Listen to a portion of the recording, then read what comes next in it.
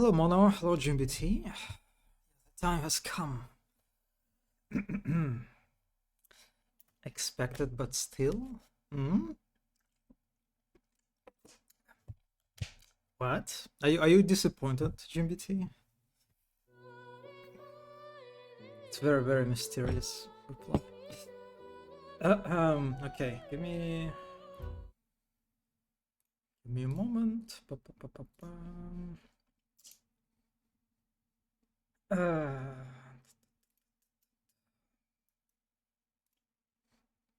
Hmm.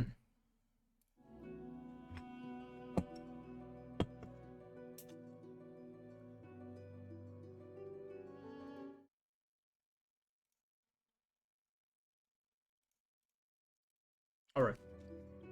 So hello everyone. Um, yeah, it is Saturday, and it's time to begin our game study of Divinity, Original Sin 2, Definitive Edition. Yes. Um, yeah, there are lots of options. I kind of got surprised that there is some kind of. I kind of launched it a little bit just to see what it's about, but there's a game master section that allows you to create campaigns, like custom. I don't really know what exactly that entails, but it's kind of interesting. I'm so hyped for the cursed character creator. Yeah, okay, so let's begin. Sure. I got a glimpse of it yesterday when I decided to check just to launch the game and see that everything works. Alright, single player. And we have a bunch of modes here. Kinda interesting how the game frames basically difficulty levels as separate modes. Like there's explorer mode it's basically, I think it's like supposed to be normal. Then you have story mode that is supposed to be easy, I guess. Yeah, that was a little bit confusing to me when I launched the game first time. But I'll go with the classic mode since I need to test the limits, right? I need to have some challenge in my playthrough. Some challenge and some suffering. It's nice artworks. So, the classic mode gives us a classic role-playing experience. You're cunning, resourceful, and prepared for the peril that await. Exactly, that's me, right here. Is it supposed to be a dragon? I wonder. But yeah, let's begin.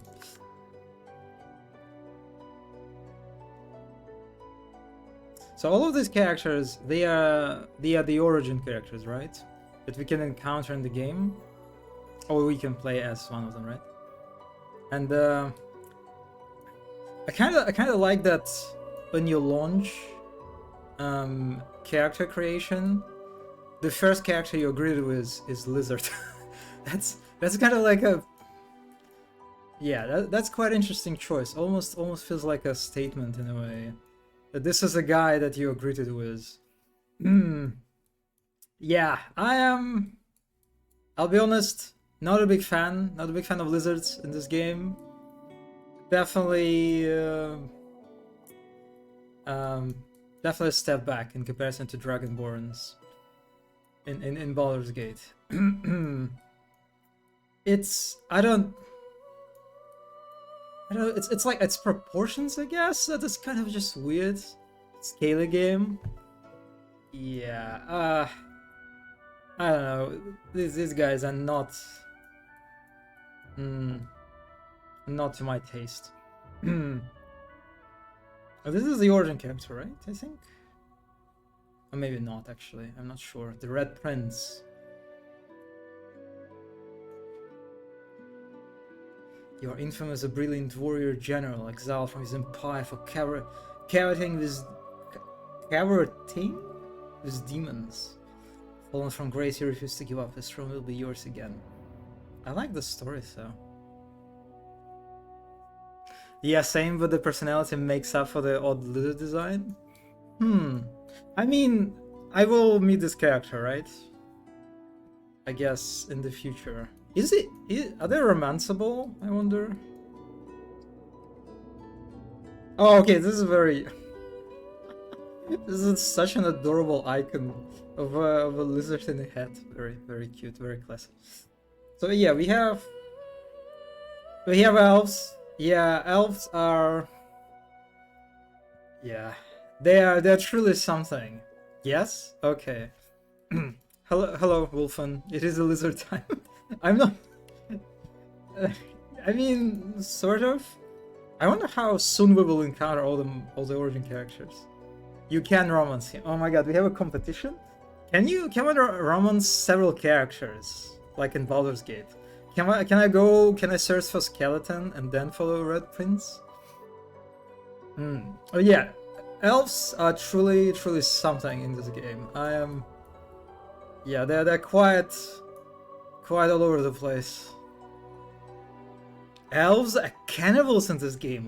What? Wow. Really? That's So Divinity is. It's basically it's a creation of Larian, right? It's not like an adaptation of some external franchise. It's like their child of that studio, basically. Okay, interesting. Also, yeah, I'm definitely not going for elves. I mean, humans look okay. Kind of boring, you know. Then we have dwarves, I guess. Yes, dwarves. Also, oh my god, what is his pose? It has its own lore. Wow, that's very striking.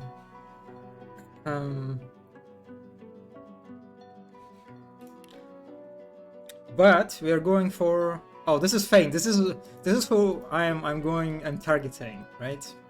As a primary romance character. I like him. I like his pose. And the kind of smile's good too. You woke up and your world was gone. The last of your kind, you hide behind a charred mask, searching for the truth about a history that no one knew existed. Best boy. Yeah, I'm digging him. I'm digging this guy already. Very, very charming skeleton. God.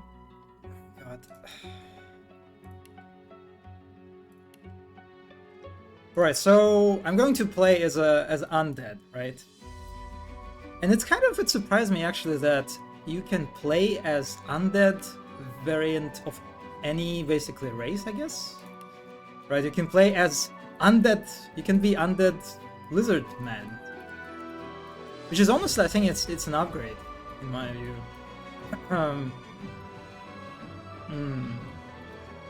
So I guess I have to decide which undead character I want to be.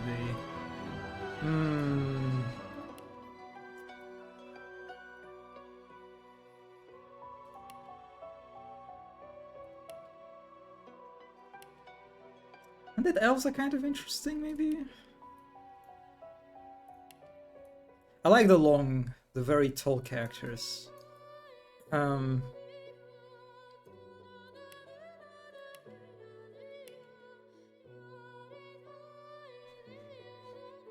But I don't know if there's anything, if there's any sort of significance to what kind of undead you are, you know, narrative-wise. Since, like you said that, Mono, that elves are cannibals in this game. I'm kind of curious now. I'm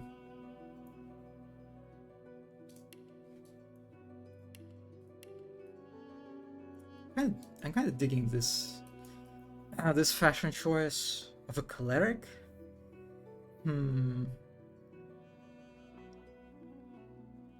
So yeah, the undead are considered abominations in Rivellon, an affront to the natural order whose mere presence invites violence. Those who walk among the living must do so masked.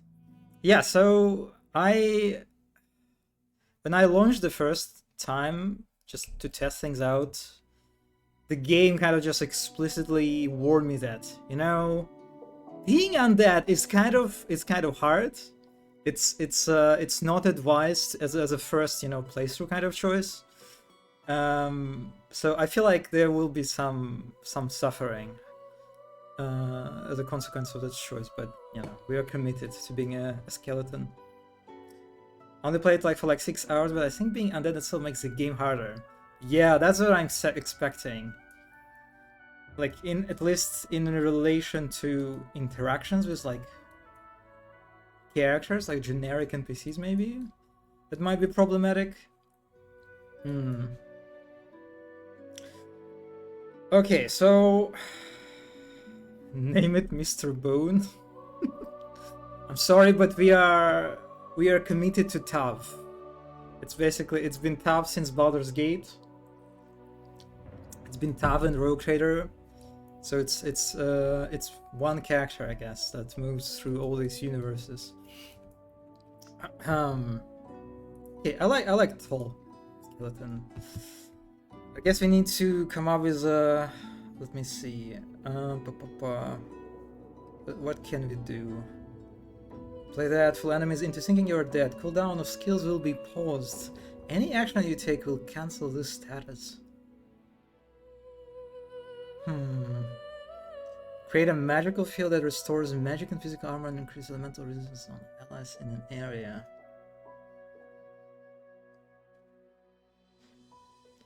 And that lets you heal from poison, but regular healing will damage you instead. Oh boy, okay, I already see the problem. I already feel like that will be very problematic for me. That the normal healing will be unavailable. Okay, and we are Corpse Eater. Corpse Eater lets you eat body parts to access the memories of the dead. Okay, this sounds very intriguing. Kinda reminds me of the Speak with Undead, you know, in Baldur's Gate. Is it kind of similar mechanic, I wonder? I wonder if it's like a precursor to some extent. I mean, it's literally a spell in D&D, right? Speak with the dead, so maybe not. Yeah, okay, so I have no idea which class is better suited for newbies. Conjurer. Conjures a trusted personal demon and elemental totems to aid in battle. Space Marine stuff? Oh, yeah, Space Marine.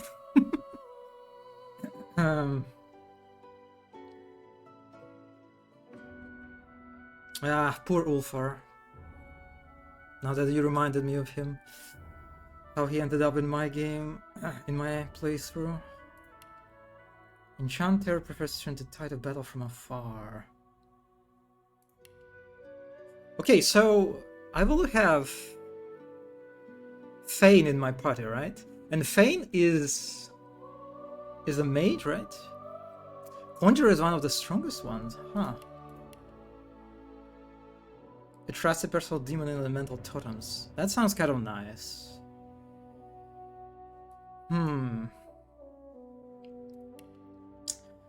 Cleric heals allies and smashes skull depending on the direction of the winds. I do dig the cleric armor design.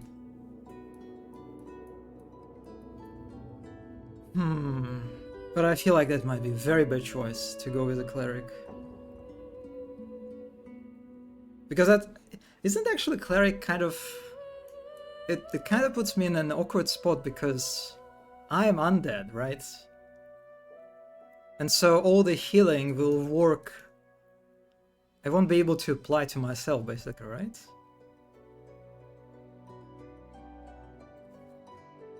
Yeah, cleric might be not a good choice here.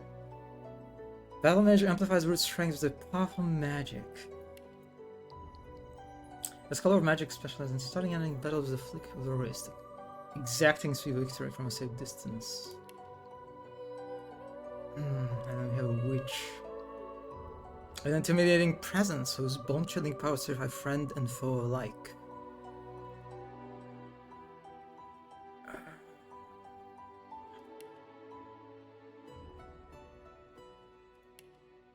Shadowblade. A powerful assassin whose arsenal boasts daggers and magic would terrify an enemy. And we have a rogue, ranger, metamorph. Oh, there's quite a few classes in this game. Adapt to dangerous situations with transformational tricks of nature. Oh my god, I can turn characters into chickens. That's very enticing. Also, I can use tentacles. Knight.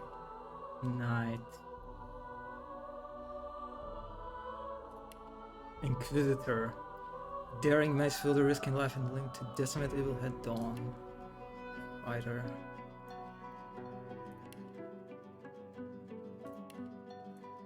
Okay, I think there are so many. Yeah, there are so many classes, and all of them kind of interesting. So, well, but you mentioned Conjurer Bane is pretty good, and I guess they do sound kind of interesting. Being able to summon allies. So you can conjure a personal elemental that matches the ground surface it's summoned onto. Oh, interesting. Your incarnate can be buffed with infusions.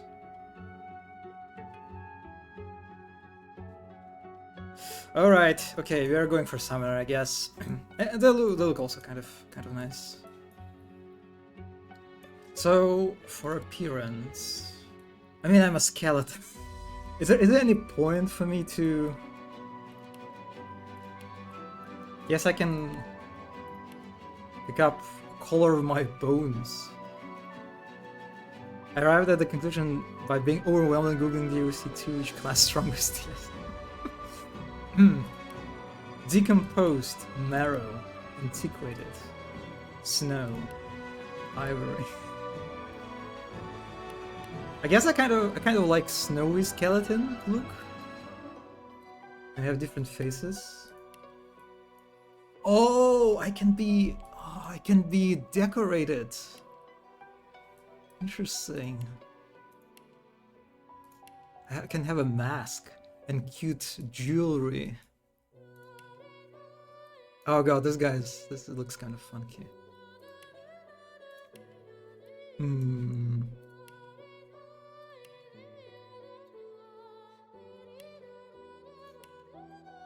God, that is his face. I do kind of like it. It kind of... Nah. No, I'm not that brave. Let's go for just a golden ornamentation, I guess. Kind of fits with our armor, too. Hairstyle.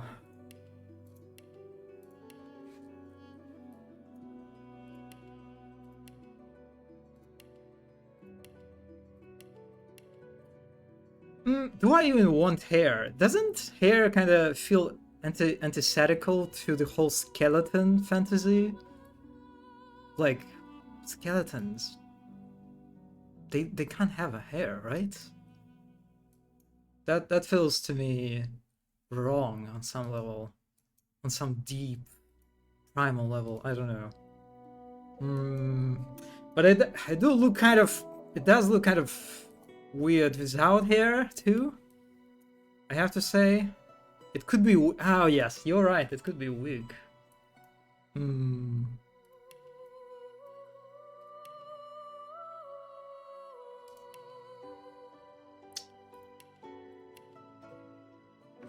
Yeah, the hairstyles are quite interesting, I'll have to say.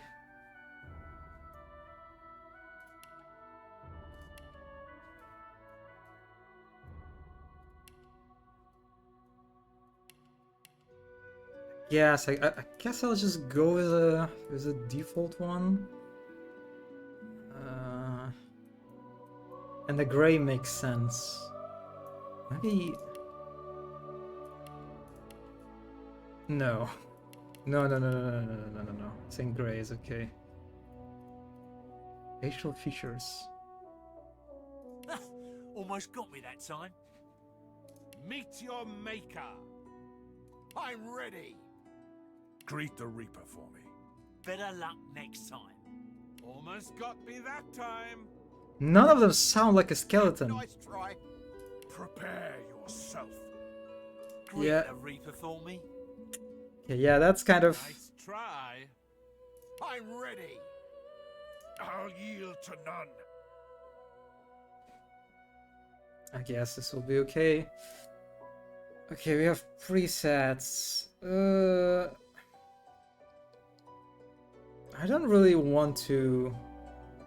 Again, I think I'll just trust the game and won't really mess with this. And we have talents.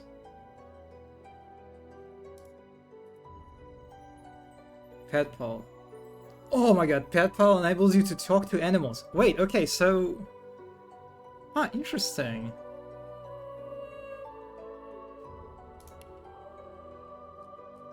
No, we need this. We need being able to talk to animals. This is... The talk with animals is literally the best mechanic in Baldur's Gate. So yeah, I won't even bother to look at other things that are available to us. No. Okay, we are pet pal. Like determine what options are available to you in a dialogue and how the world reacts to your party members. Custom characters have race, gender, and background tags. Origin characters have unique origin tags. Understood.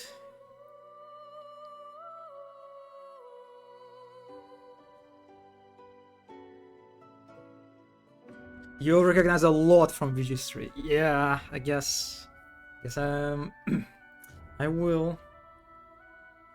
Okay, so I'm a conjurer. So my origin...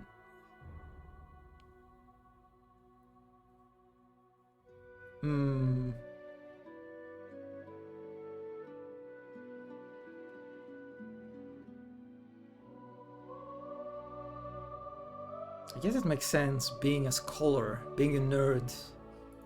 Yeah, alright. Yeah, I can pick up... Oh wait, I can... Oh, I can pick up two. Okay, I can be a scholar and maybe a jester. Yeah, sure, why not? Instruments. Like your origin instrument. It will take the lead in the music during fights. I did not have time to read that.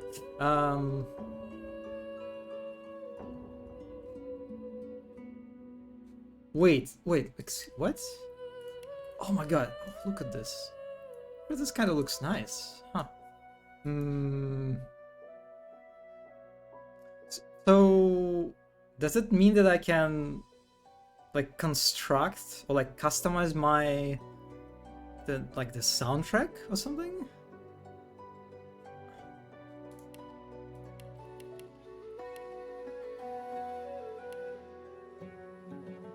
Oh yeah, it seems so, right? The music is changing.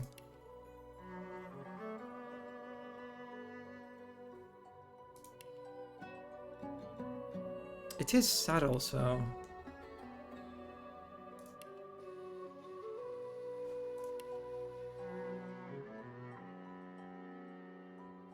I guess I like cello.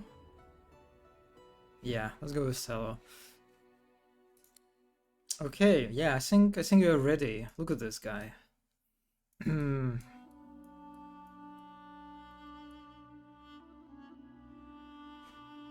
So what is Odasto? I guess it's like my origin or something?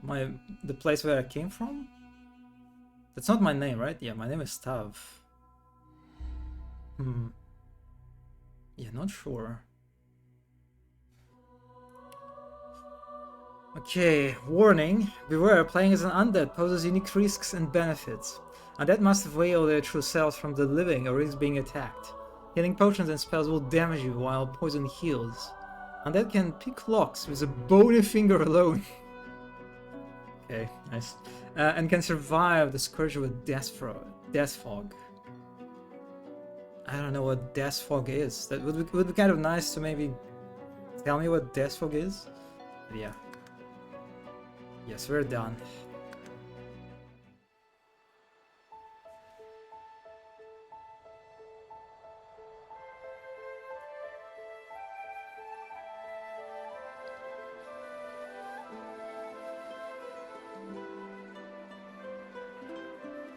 It all happened like I knew it would. You'll encounter death fog soon. A single drop of source magic. And, like flies to honey, the monsters swarmed. The rebel panicked. The carnage began. I like the creatures. Magisters pointed their fingers at me. Just as I'd planned. I was shackled and collared. And sent to Fort Joy.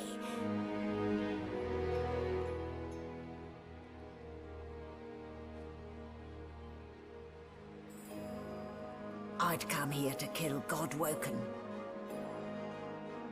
But instead, I became part of their story.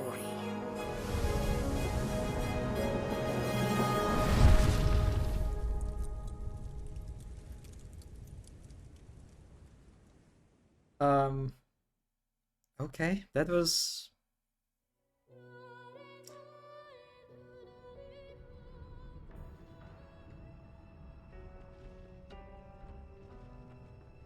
So, still a bit groggy, are we? Don't worry, the sedative will wear off soon enough. Yeah, that intro cinematic.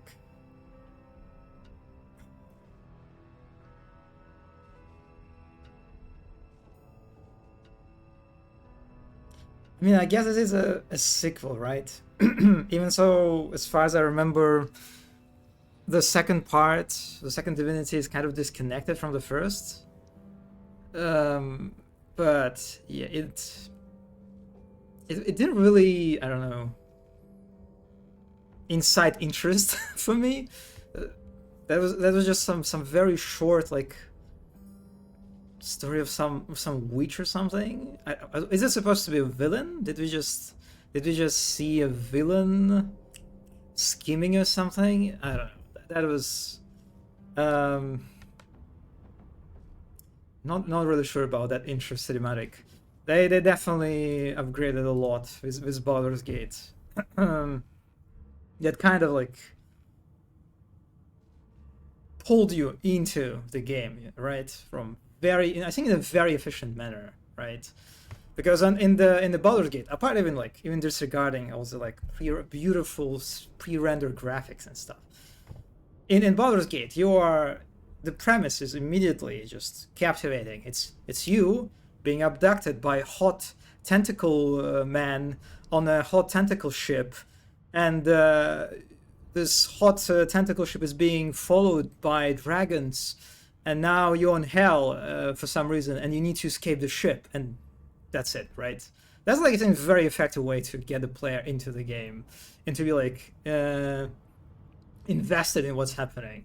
This, I'm like, okay, there's some character who unleashed some demons and then they got imprisoned, but that was their plan. Why? Okay. Why this is supposed to be, captivating? Why? It's not really, I don't know, that felt like something that you would put in the middle of the game, not at the start. Yeah. Not sure about that intro. But anyway, so okay, right at the start we have the dialogue, and it hit me right from the beginning. The fact that there is so much empty space in the UI of the dialogue. It's like this empty space is just, it attracts more attention than the actual text, for me. I don't know. I like this is the first thing that I noticed, and it bothered me, and it keeps bothering me. And I'm kind of glad that in Baldur's Gate they went for a very, very like minimalistic UI in regard to dialogues, because this feels very wasteful. Yeah. But yeah. Anyway, so what do we have? So you're a prisoner on the ship, right? So that's like a ship that transports prisoners or something? Easy now. No need to hurry. Get your bearings and report to me upstairs. I think I can make the audio a little bit order.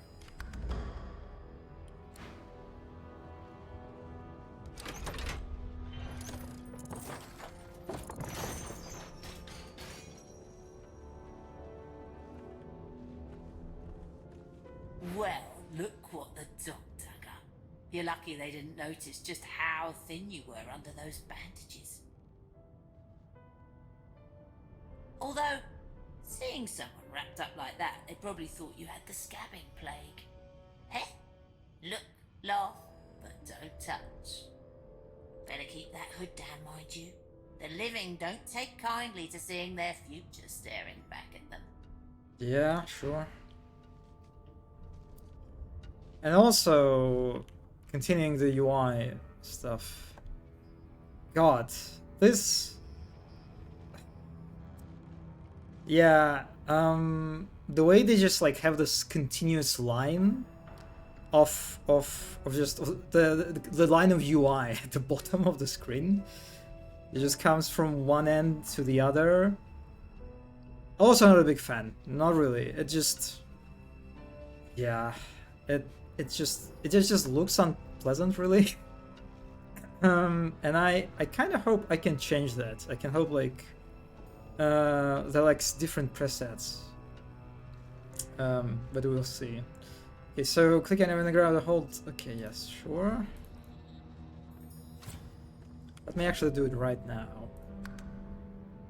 Graphics. That's probably going to be in the graphics section. Maybe, maybe not. Gameplay. User interface.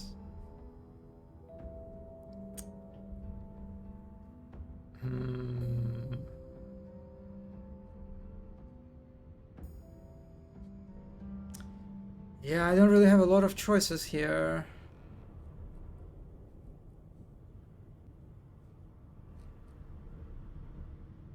Really? I can't change the UI. This is how it's going to be until the end of times. It's just going to be this line. Okay. Alright, sure. Oh.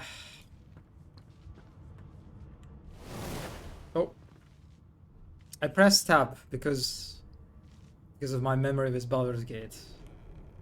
I wanted to like activate highlight mode. But I did something instead. What am I doing? What is happening? What?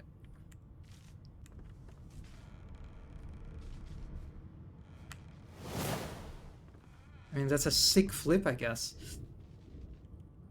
Is it like different stances? Huh. Not sure. Keep doing that. Alright, it's alt. Okay, the alt is the highlighter mode. Was it also alt in Baldur's Gate? Or was it tab in Rogue here? I don't know, my memory is all over the place. Bucket. Hell, what does it mean?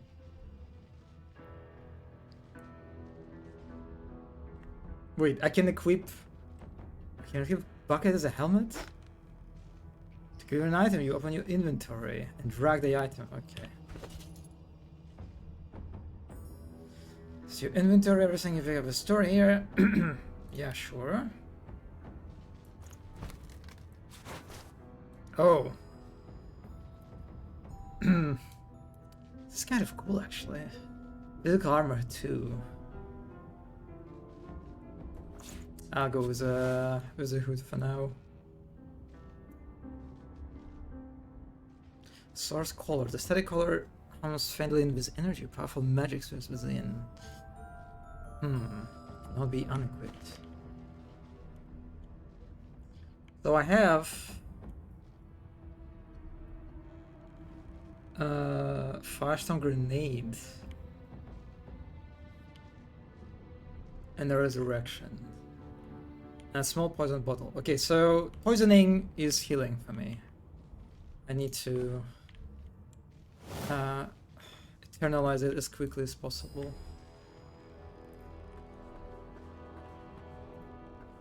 Playing dead, are you? Probably a good idea. Oh god, that voice doesn't work for me at all. Ah, that was a bad choice. That was a bad choice. Whatever. Pressing tab. More buckets.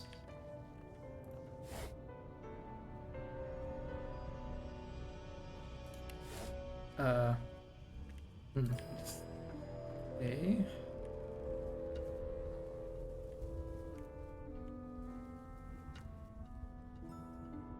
Oh, I wonder what's this character. That's not, doesn't really look like a human to me.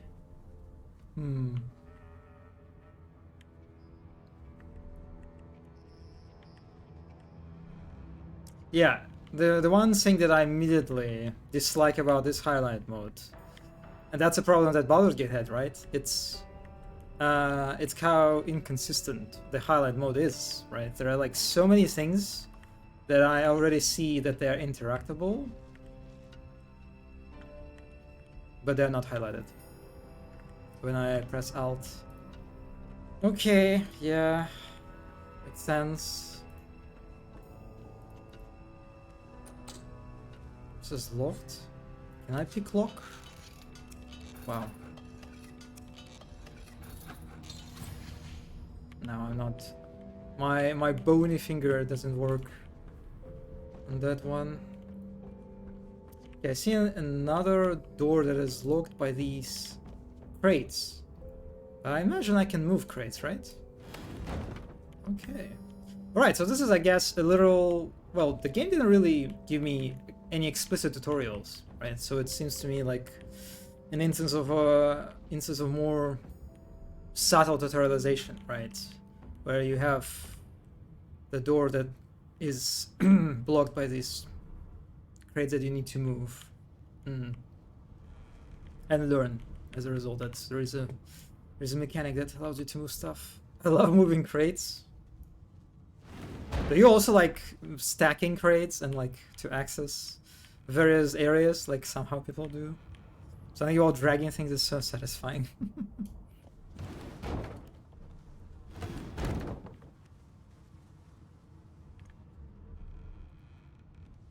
But it seems that I cannot climb these crates. Yeah. When animals die, freight or food. Oh, we can talk to animals. Let's talk to the sheep. Shaking her fluffy coat, the sheep eyes you balefully, her rectangular eyes like letterboxes to the void. With one sharp hoof, she kicks you right in the shin. So, yeah, another thing about Divinity is narrator voice. I don't like this narrator voice at all. It's like, it's such a step back in comparison to Baldur's Gate narrator voice. I'm not digging it. Not at all. So, yeah, I am not a fan. Not a fan at all. Yeah, it is also not doing it for me. And the fact like that I will listen to this voice until like throughout the whole game just kind of makes me cringe a little bit, but yeah, this is what we have to do. Okay, so I do like the writing, so the writing is nice. The voice will read out your romance scenes. Oh no, I didn't even think about that. Damn it, Mono. God.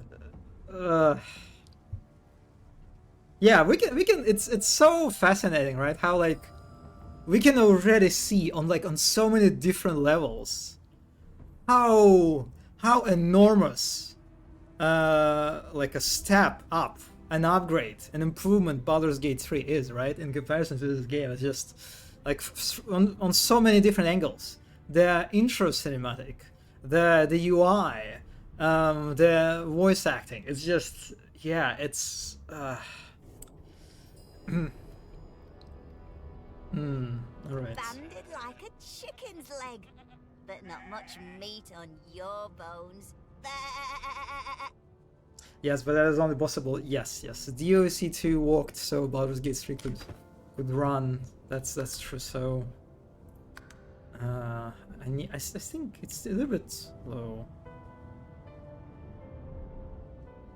Yeah, the foundation. We need to be respectable of this boomer, right? Yes. It is rather charming. I like the ship's portrait. Very nice.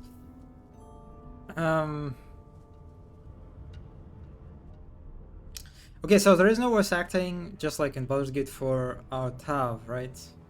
In this... God, oh my god. If I will bring my Tav voice, it will kind of clash with the voice that I picked up for this character, right? But I think whatever. Let's pretend that this is how Tav is. You know, when he's by himself, he speaks in one voice. When he talks to other people, he speaks in another voice. He's just very funky like that. That's my headcanon. Customer service voice. Okay, we already have the Jester, right? This is one of my tags that I picked up. Okay, none of these actually... Okay, so let's say you're glad she likes to joke around. Has she heard the one about the dancing ship? The depth of unamused ennui staring back at you from those ovine eyes is startling. Are you referring to the ballerina? Oh, so funny, so funny. Yeah, I love this ship. This ship might be my favorite character, really. With 2 shakes of her stumpy tail, the sheep turns away from you to peruse her hay-filled manger. That was a very entertaining exchange. Stop doing the... I'm sorry, I keep pressing tab. God.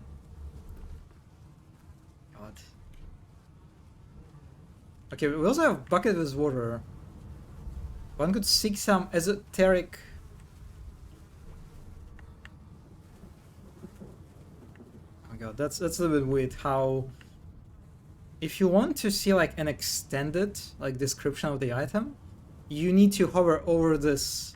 First, you need to press, you need to hold the, activate the highlighter mode, and then you need to hover over the item title, and then you will get it. That's, yeah, that will take some time to get used to. But if you put a crate on the ship, I don't think it will work, right? Like, can I even... Okay, the first thing that I already Baldur's Gate did better is how it showed you like the trajectory, right, and the distance of the crates of the items that you like could drag.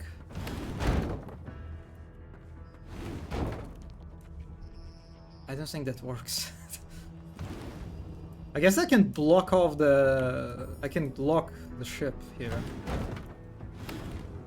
Yeah, now they're stuck. You keep pressing the slave button. It is very cool. I do like the animations.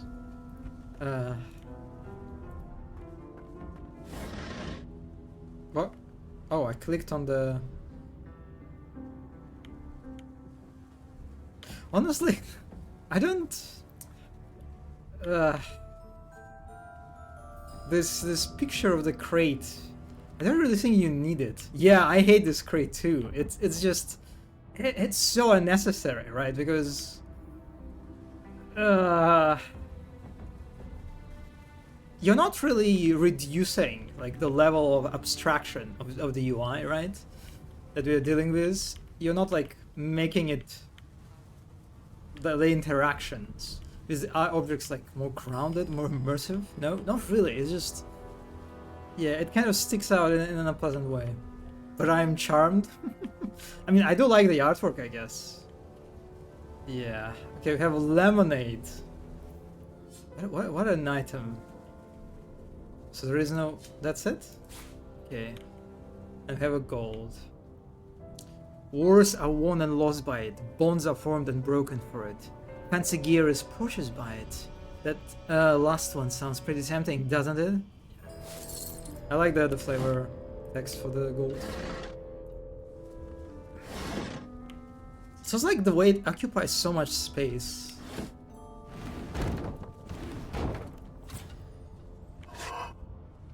Cargo door key. This key looks old and rusty. I may have just one. Okay, so this is like another example, right? This ways was basically like, again, blocked out by these crates.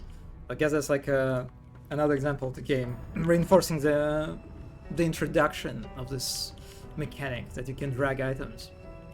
It's kind of interesting because Baldur's Gate didn't do that, right? I don't really remember in Baldur's Gate. I mean, was there like in the first areas? Was there instances where like you had to drag objects, crates in order to progress? I don't really remember. It's like it always felt kind of weird how it's pretty important mechanic, arguably, but the game never really like called your attention to it, right? You can basically play Baldur's Gate almost like completely ignoring the dragging of objects, right? System, just for getting it to the hideout.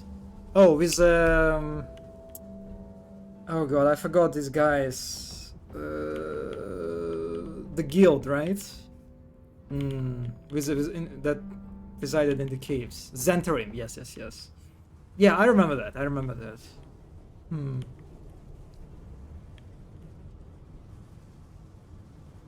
Actually, I was kind of curious. Why would they do it like that in the Baldur's Gate? Kind of wonder if, to some extent, they maybe, felt disappointed with the way like the system, the way the mechanic came out, and they just didn't really want to attract players' attention to it. I don't know. But anyway, yeah, this is quite the opposite. Here, the game like quite directly, asks us to pay attention and learn how the dragging works. Oh my god, I keep slaying accidental continuous accidental slayage. Oh, okay, there are a bunch of things. Red. To read books and notes, open your inventory. Okay. Apple, all plates. Yes, that's. I imagine the food is probably useless for me. Let's see, so I got the letter. Oh my god, that's not a letter. It's a book. It's not a lake, that's an ocean.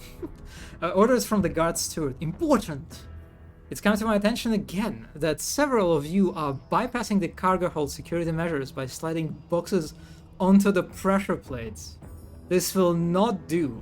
The purpose of this measure is to require the presence of at least 3 magisters. At a change of a shift, any deviation will result in at least 1 magister getting thrown overboard. Make sure it isn't you. Okay, this is adorable. I do like this. It's kind of like a nice example of how a mechanically significant, like basically like a mechanical hint, right, is being addressed in a very entertaining like little story, right? So I guess what it tells me is that there will be a room where I will have to put crates on a bunch of plates in order like to progress, right? Basically like a puzzle in a way, right? And it's kind of like spoilering the solution in a way, but in a very like, again, very entertaining and diegetic way, by these people who work here. They just circumventing the security measures, basically. Oh my god, stop. I'm sorry, I'm not doing that on purpose. I'm just... Okay, minor healing option is not what I need, but I mean for other characters, I guess. It works. I didn't mean to pick it up. I didn't mean to pick it out of the box. So that looks important, but I guess not really. Oh, okay, I'm sorry. Okay, these are the plates. We cannot do this while I'm drinking. I'm sorry. I'm sorry. Okay, we have also clicking. Oh my god, so much DNA It's just like these little things that remind me of Baldur's Gate, right? Hmm.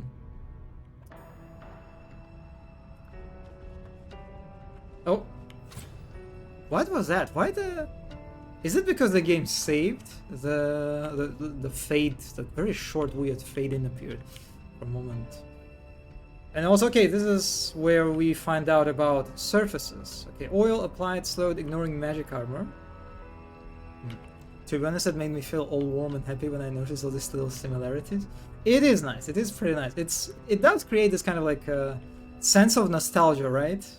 In a way, kind of like very weird sense of nostalgia that you're like, oh yes, I am at home kind of feeling.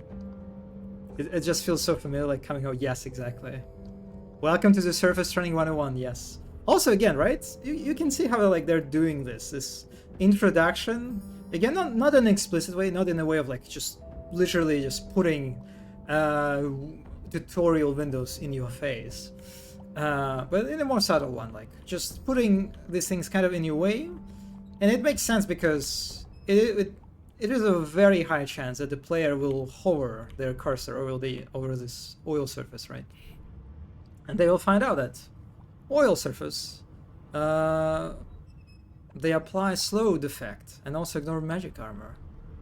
Also, I don't think Baldur's Gate didn't do that, right? Baldur's Gate also, of course, features very prevalently the whole surface kind of like system, right? There are different surfaces, they have different effects in combat and outside of it too. But I don't really remember any tutorials about that. Yeah, it's kind of like one of those things that the game just kind of lets you explore on your own and find out on your own. The first time I played DOC2, I missed all these tutorials because I just went up to the ladder. My surface knowledge was limited during the... Wait, are you... So you're telling me that I'm actually supposed to go through the ladder? What? What? So I can skip all of this. This is so interesting. So it's not only it's pretty subtle tutorialization, but it's also optional. It's skippable tutorialization. Huh. Yeah, it makes sense for second playthrough. Doesn't make a lot of sense for first time.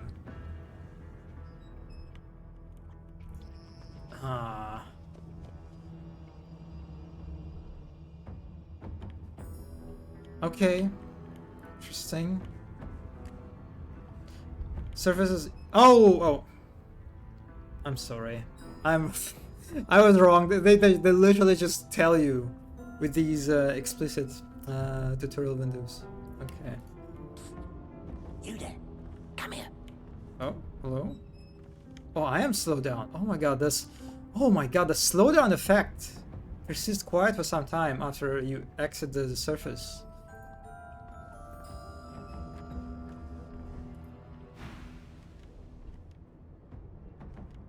Stow your weapons? What do you mean? Did he just pss, pss, pss? Wouldn't you pss, pss, pss, this character? I think Tav is very pss, pss, pss, able, you know, in a way. Is that because I'm... Hey! Get me out of this cage and I'll make it worth your while. You in? Interesting. Okay, yes I would, a cat. Huh. So there are some characters that won't talk to you unless you like disable the combat stance, I guess. Baldur's Gate didn't have that, right? Huh. Oh my god, I'm sorry. I'm very sorry, but I feel like there will be at least one Baldur's Gate comparison, like per 1 minute. It's just going to be. I mean, they probably will. The mentions and comparison will reduce in time, but yeah. Oh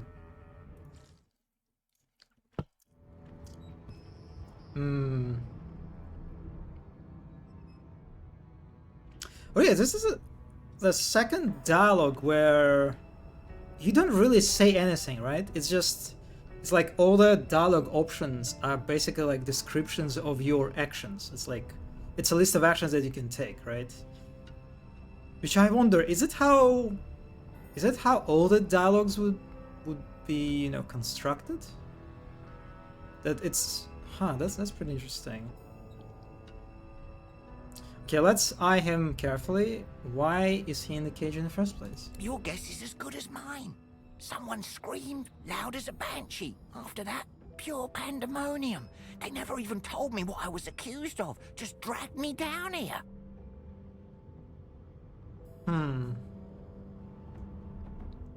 Okay, let's demand to know what exactly is in it for this guy. Set me free, and I'll set you free.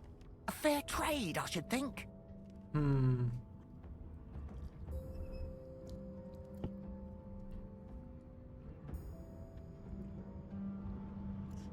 Let's ignore this guy for now.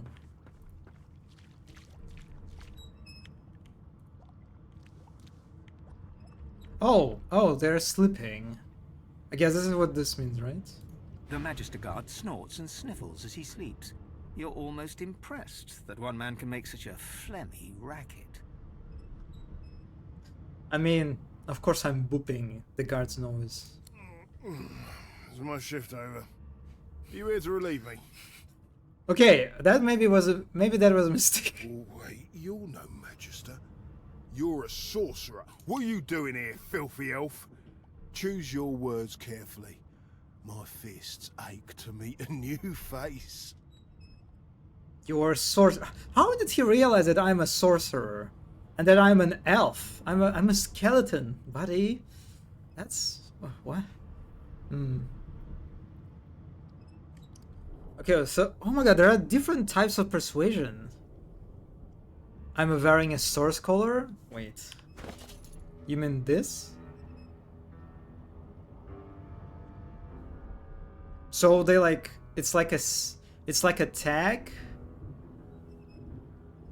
Oh, it's like a magic suppression device. Ah, they kidnap you because of magic. Yes, you suppress.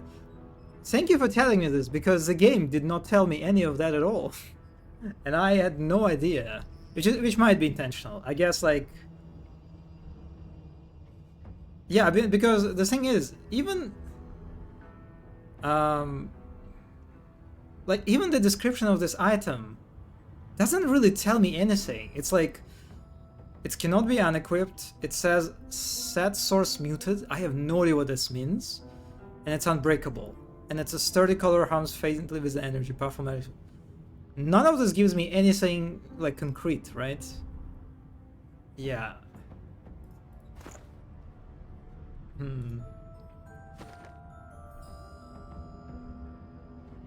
Honestly, I would rather... I'm glad that they went for a hot, warm, you know, being injected into your brain in Baldur's Gate.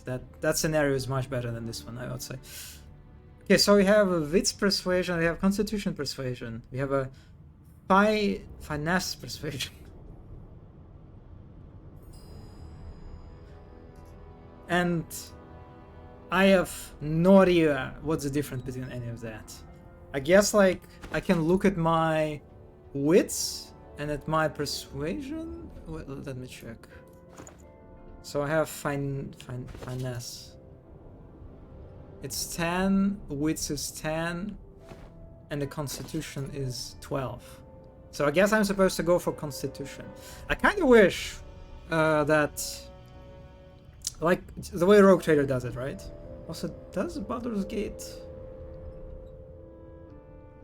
no, Baldur's Gate doesn't really give you any, like, info, right? When you hover over any skill check dialogues, if I remember correctly. But Rogue Trader does. And I wish they would have this same thing. Because going into your inventory and character sheet, rather, and, like, looking at your attributes to decide which persuasion you want to go for is... yeah, it's a bit clunky.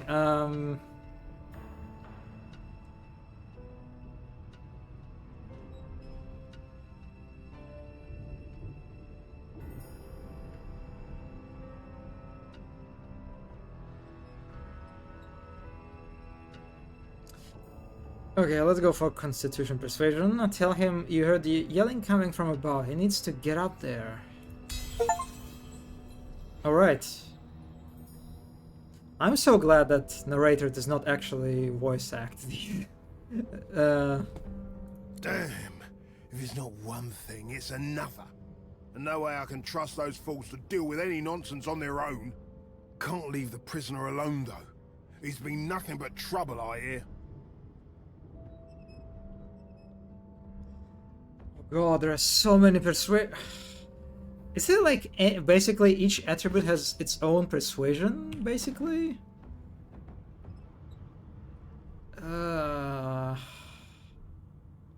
Okay, strength, intelligence, and memory.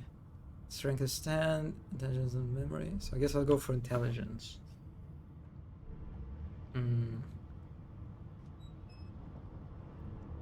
I'll be honest, I'm already kind of not a fan how I am kind of put into this very like number-driven mindset in regard to like picking up my options here.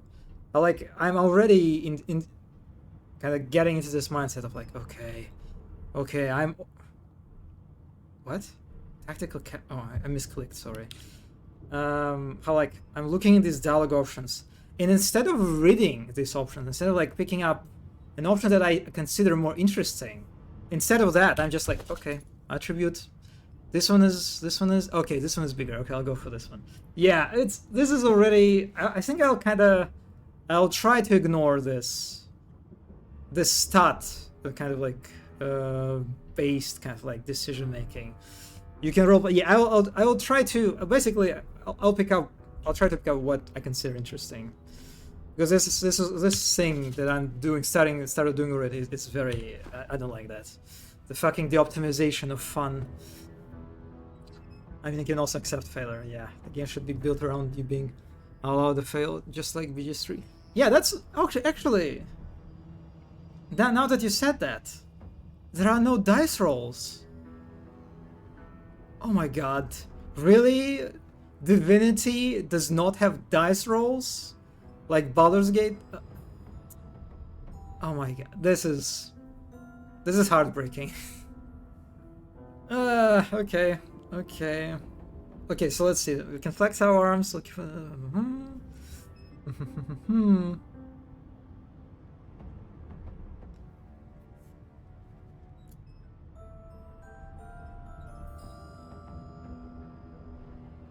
Yeah, let's flex our let's flex our skeleton arms and tell them that we'll keep an eye on the prisoner. Okay, persuasion failure. Your persuasion 0 needed 2. Wait, what does that even mean? 0 and I need 2. I don't even know what that means. Okay. If it's all the same, I think it's best he comes with me. Some offense intended. You hear that, Emoire? We're taking a walk. Apparently, the dice rolling was something that the UCT community wished for, and Larian considered it. And then added... Oh, interesting. Huh. So it was like a fan requested, basically, mechanic. And not like a mechanic that was created from like D&D sort of constraints. Interesting. I mean, it fits the D&D game, I guess, nicely.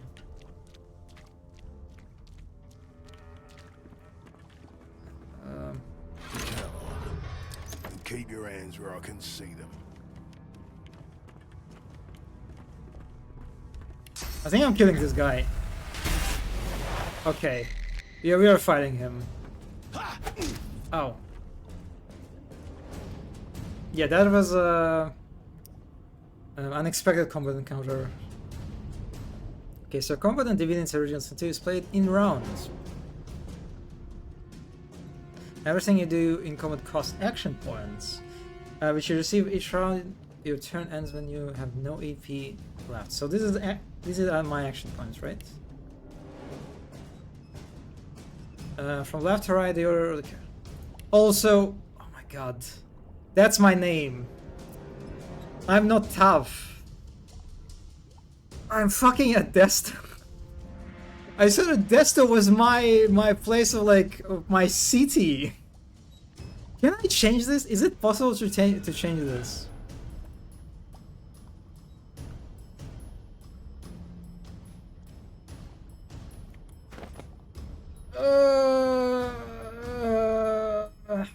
Let me check very quickly. Because this is unacceptable, honestly. Name change. Can you? You can change it in the mirror. Okay. Good. All right. We are not Audesto. That's our what do you call it? I forgot the nickname that we came up with. Alias, right? I think that's the word. Okay, so let's see. We can conjure a personal elemental that matches the ground surface. Okay. Let's summon an order elemental.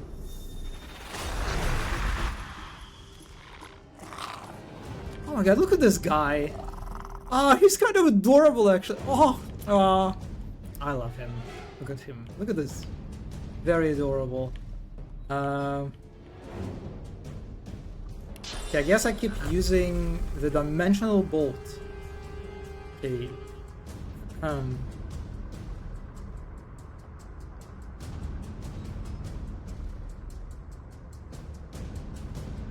Interesting. So I don't target a character. It seems.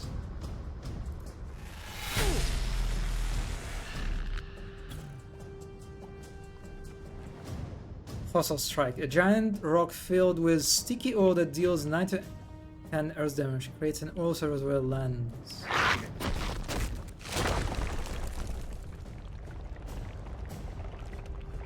Oh, cool effects.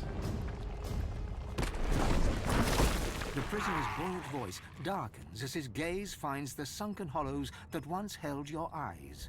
Wait, there was a crime scene? I'm kind of confused why some of the tutorial windows, they just close on their own. Freedom. Tastes better than wine.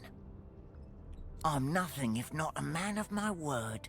And I did give my word I'd set you free, lad. Say your prayers while you've breath to speak them. The halls await.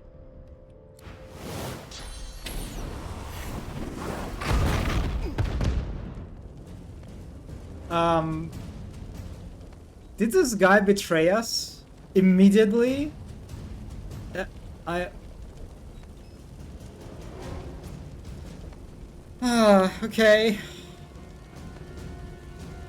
Okay, look at the burning fire effect.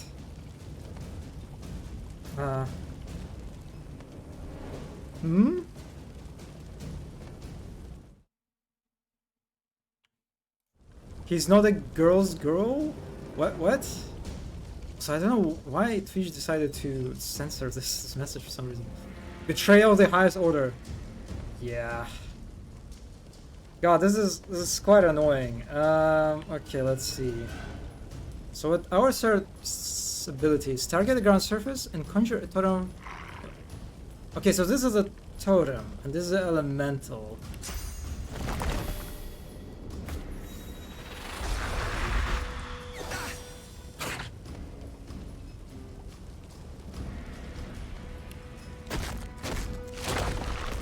Yeah, my elemental is almost dead, so let's... It didn't work. I'm sorry, buddy.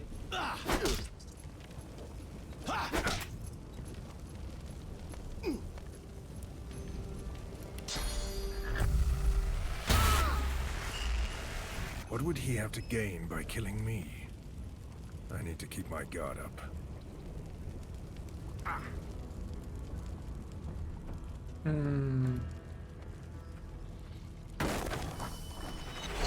I didn't even look at my totem. Alright, that was nice. I am digging this class. Because I like, in general, I guess I'm kind of... I do like summoning allies. And very, very funky creatures to my aid. And honestly, I think without my summons, I could have died here, I feel like. Easily. So let's see, let's drink poison. Also, my health is purple now? Or violet, rather. Guess that's because I'm poisoned. Yeah. Okay. 30 gold. Oh my... Okay. I hate it, alright? I fucking hate these the ways they set dresses the inventories of like of different of crates of bodies, but it is very funny. It is very silly. There's a bony framing. That's just. Why would you? I don't. God, okay. It is very, very funny and cute and charming, yes, but oh god, I keep slaying. I mean, I did just slay this guy. Oh, okay, I mean, I think we need to save. Yes. We need to save. That was a meeting when what was a meeting when this was decided, like, I wonder. Is it the feature that also like the first game had? I'm curious. Like, stop doing that. Electric discharge scroll. Items such as scrolls, grenades, and special arrows are automatically added to your hotbar on pickup. Found an electric. Try it on a puddle water or steam cloud and see what happens.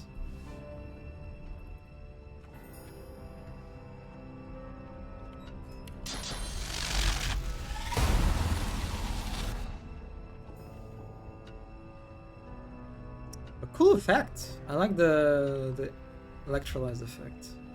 Duration 1 turn.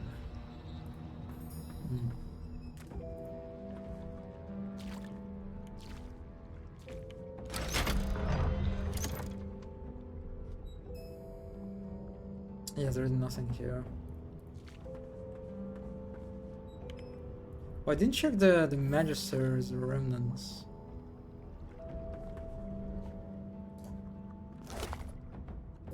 Laboratory key. The key looks up. Ah, okay.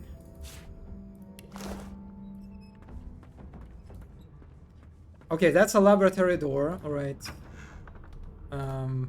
Clear, intuitive enough. A bunch of healing potions that I don't really need. So I guess I can just walk through poison normally, right? Move a candle onto the poison surface or set it on fire to blow the door.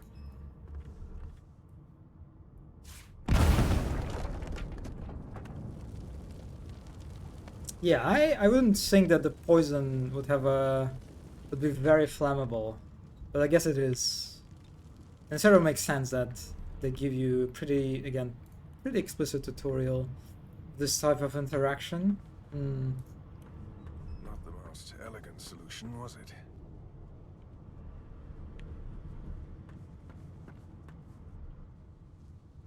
What's this? It's just a carpet that I can interact with, but it does nothing. Unfortunate.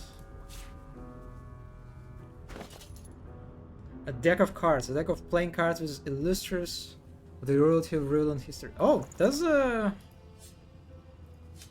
Divinity feature like a card minigame?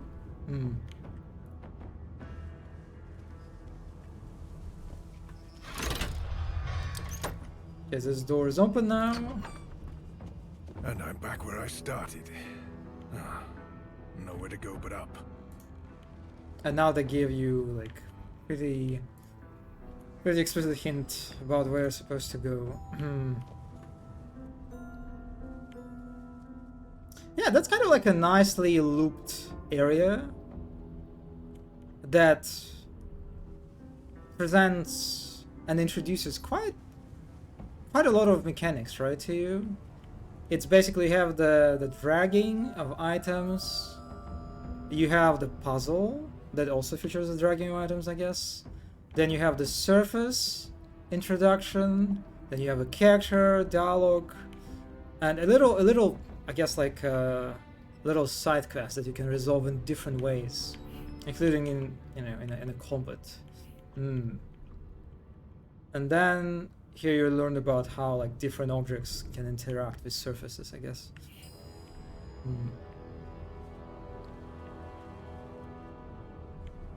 And also that levers can open doors and other stuff. Yeah, now the game begins. I'm sure you want to leave the tutorial.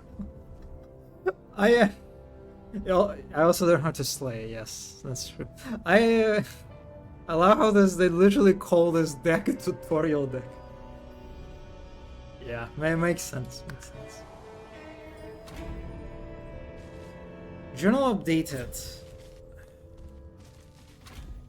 No marks, no indications of a struggle. What the fuck? Chronicle? What is Chronicle? Also, J does nothing. Are you serious? You...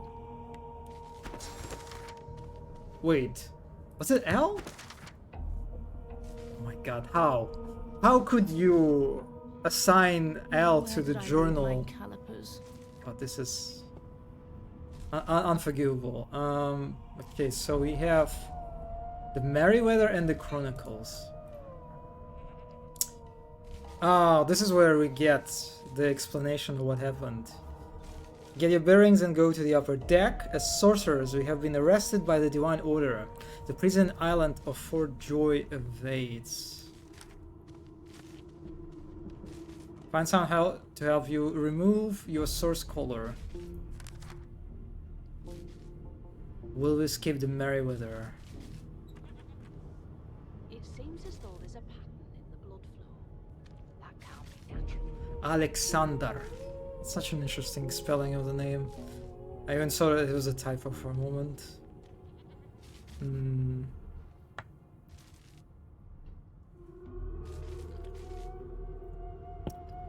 Okay, I'm so confused. So we are aboard the Merryweather on our way to the sorcerer colony of Fort Joy. We are told there is a murderer on board with us. Alexander's advisor Dallas noticed that the Void Woken are attracted to Source. Alexander quarantined the sorcerers. The divine sacrifice did not buy peace. The rise of the Void Woken brought the world death, destruction, and fear. Lucian, the divine champion of the gods, sacrificed himself to save Rivelin from the void. His son Alexander now lives. What?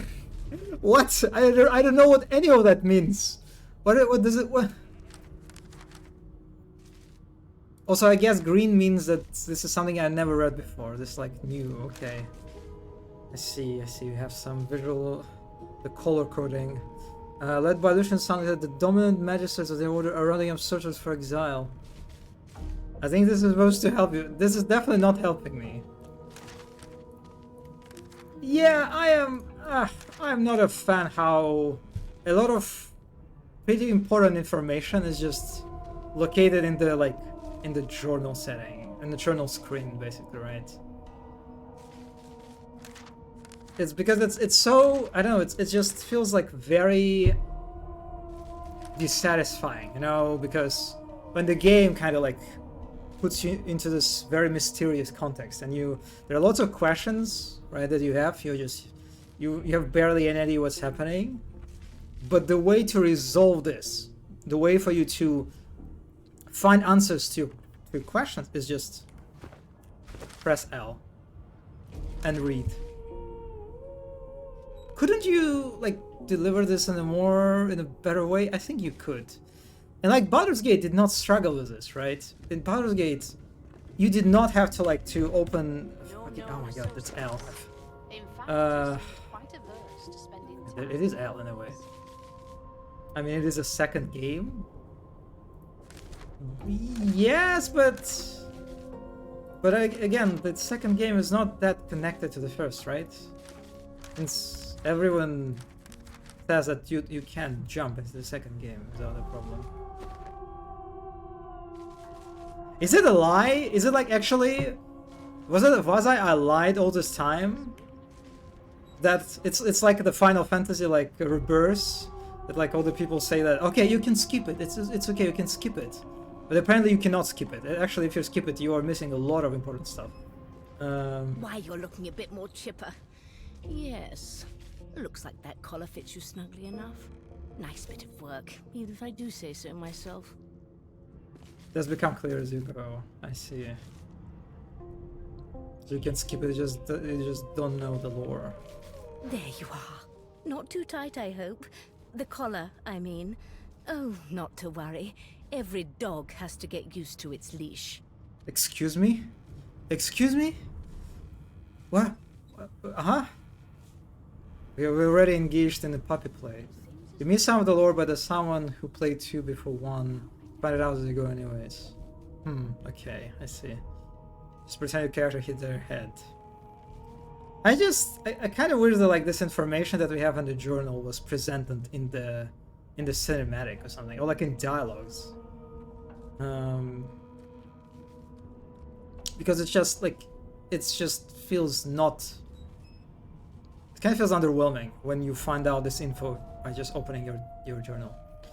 You've been spoiled by Baldur's Gate? Ah, okay, I'm sorry. I'm sorry. I do feel like I'm coming off a little bit... I'm being quite like dominantly negative, right? But I mean, what can you do? It's kind of impossible in a way when you're comparing this game to Baldur's Gate. But we already covered this. In the meantime, your next stop will be Magister William. All passengers have to be registered in the ship's manifest, and he's the chap in charge of the logs. Magister William. You'll find him on the other side of this deck, in the officers' quarters. Facts determine what options are available to you in the dialogue and how we will react to party members. Oh, you already told me this. Oh, they're just repeating the same tutorial. Okay. Maybe in case if you like skipped everything in the tutorial deck and you went upstairs immediately. That's fair, you can tell this game ramped them up for Baldur's. Yeah, I mean, yes, exactly. I do appreciate everything about this game, don't get me wrong. You'll change once you encounter Ifan? Fan and the Lizard. The Red Lizard. The Red Prince, right?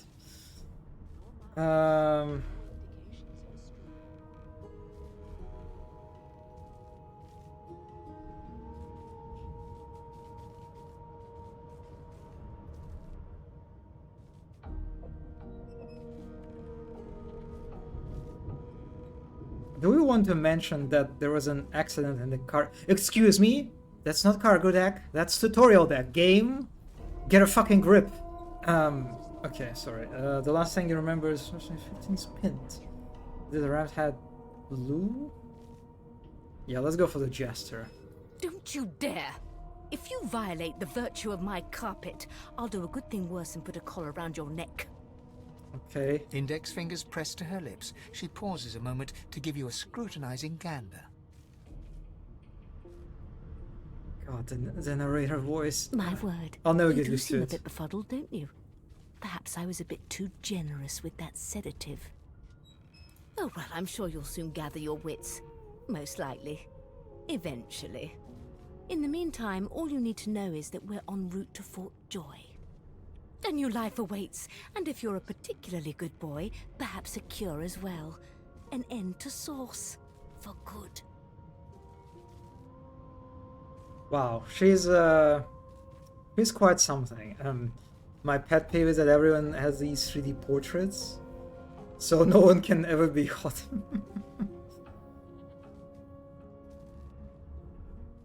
Yeah, that's just like the character creation, right? They just like screenshotted like the character creation screen and use it as a portrait basically, right? This is what it looks like.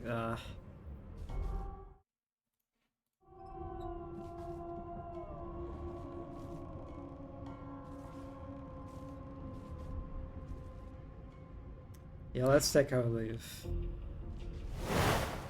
I'm sorry. I'm sorry. I didn't mean to slay in front of you. But I like her reaction. Her reaction is Your known fantastic. associates. Look at her. In Look at fact, her. she seemed quite averse to spending God, this time is so funny. The way she's also into slaying. Okay, she is not alien to slaying activities. Never apologize for slaying. God, they didn't have to go this far with this animation, but they did, and I'm happy for that. It's like we were dancing or something. I'm sorry. I will do this a lot. And sometimes on purpose. Okay, let's see. Okay, can I steal things? Let me check. Can I get this small tone? Tone? In fact, he seemed quite averse. Yes, I can. Okay. We have too long presumed source as a virtuous part of a civil society. Yet we need look no further into the past and the source king's reign to understand the havoc such magics may wreak. One day another order must follow in the source hunter's footsteps. Sorcerers must be muted. The new model of source colors provided by Radaman is proving most effective. So, is it like, are we living in a society where sorcerers are being, like, oppressed and persecuted? Also, I'm experiencing NPC living space envy again. All of this wood here, the nice carpet space is very cozy. I do love the carpet. Oh god, I also... Oh, the carpet, this very nice sofa. This is a rare kind of It is very cozy, actually. I agree. And a nice working space too, I would say. Oh my god, look at this! Oh my god, look at this beauty, this creation of genius engineering. Oh my god. Empty. Say it again. Okay, anyway. Oh, look at! Oh my god, look at this shelf decorated with these lions. Okay, I need to install the camera mode for this. Oh my god. The camera cannot handle the beauty. Oh, it's made of the what it's called? I forgot. Marble, right? Yes, marble. God, this is such a luxurious place. It slays. Also, the triangular shape is the little stairs. Such a cool layout. I'm kind of curious how they have like some kind of altar here, right? Oh my god, look at this is so over the top. Like, look at the What a ornamentation of this banner. There's like Dallas is such a dear. someone did not show any restraint at all. There's like, this is your banner, right? But then you have like on the right you have this pointy circular thing, like a sun shaped, I guess, or something. And then on the left you have this spear like shape with I don't know, what is this? Feathers or something? Like wings? I don't know. This is so much. I'll need to write to headquarters right God. away. We need one of those for stream. Just a massive draw thing to sit behind you. I am digging it. I'm really digging it. And I think this is the same asset, right? They kind of like they show you two assets in different states. No, I'm wrong. Actually, no, I'm not. I think it's the same asset, but with different configuration because. Yeah, you can see there are the left one doesn't have this like little boxes.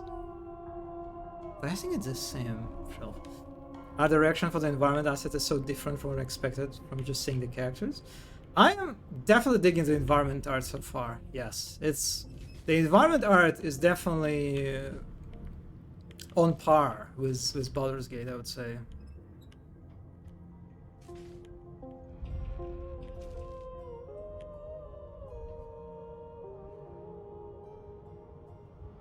I feel like I've seen some of these assets in Baldur's Gate actually. These oh my god, what do you call laboratory stuff? Yeah, I feel like I've seen at least some of them in Baldur's Gate. I mean, yes. And I mean, it does kind of make sense, right? To reuse when you have such an extensive library of assets, right? It makes sense to reuse some of them. Okay, so the red highlight, right, and the cursor turning red means that if I pick it up, I'll be stealing it, right? So that's basically just like in Baldur's Gate. How they reuse the shit out of this. So, because there's a stealing, is there... What the fuck? What the... Wait, what? Did I just turned into barrel, and this is a... This is how... Oh my god, this is a Metal Gear level of sneaking. Oh, this is so adorable. This is so cute. This is... Oh my god. Oh my god, look at me. I am such a sneaky skeleton elf. Could have gotten a tutorial later, but can you press the slay button as a barrel? No. Unfortunately, it doesn't work.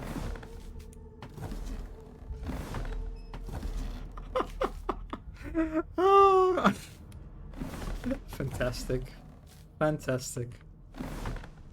Okay, we found the first, I think, very clear mechanic where Divinity reigns supreme over Baldur's Gate. I think Baldur's Gate should have kept the fucking barrel sneaking. Because imagine Astarion turning into barrel every time he enters a sneaking mode. And you can hear him like panting as he like walks around. The game is starting to charm you, yes. I mean, it started to charm me right from the start in a way. But the game should have had solid snake levels of sneaking, yes. And also, again, you can see pretty explicit representation of NPC's line of sight, right? Just like in Baldur's Gate, it's presented with this red area. So, can I actually walk into it?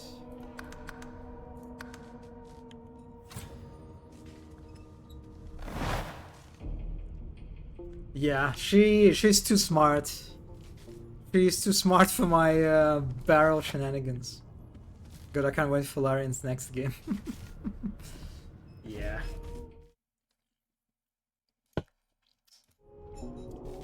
So what if I just take it? Oh, also, again, just like in Baldur's Gate, or rather, you know, they have these basically the same, right, UI pop up when you steal something, or like do something that changes the character's attitude towards you. They have this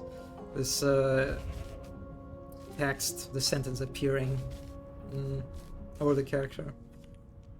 Yes, this is a rare kind of magic. Good gods. I'll need to write to headquarters. There's right been a away. murder here. A young magister stands pale and silent. Her knuckles whiten around her weapon as you pass. Behind the magister, a bloodied mass lies in a heap. Gore and limbs lie at odd angles. You can't make out a face amid the mess. Yeah, let's peer into the room and ask what happened. There's been a murder. A sorcerer was killed by one of your own. Lucky you were busy getting your collar fitted at the time, or you'd be a suspect like the rest of them. Waters is investigating. She'll figure out who did it. Always does. Ask her if you could lend a hand in the investigation. I mean, I guess let's ask if this sort of thing happens often. You surprised? You're one of them. You know what sorcerers are capable of? Whoever did this found a way around their collar and killed a man. Small ones this time, thank the gods. We'll find out who did it, one way or another. In fact, he seemed quite averse to spending time with the others. Ugly sight, isn't it? Burns me up this happened under our protection. We're extremely lucky no Voidwalker followed the source that did this. I do like the Magister's uniform. You know, I'm a big sucker for this kind of like mask design, or like hood design that covers everything except for mouse. You know, I'm a big fan of this stuff. I'm a prisoner, just woke up. Actually, can I help with this official? Yeah, it is kind of weird, right? I'm a prisoner on the ship, and yet I can just like walk around so nonchalantly without any problem. Is it because I have a collar that no one really cares? I don't know. It is a bit weird. I agree. My, these smelling salts are strong. Ugly sight, isn't it? Burns me up this happened under our protection. We're extremely lucky no Voidwalker followed the source that did this.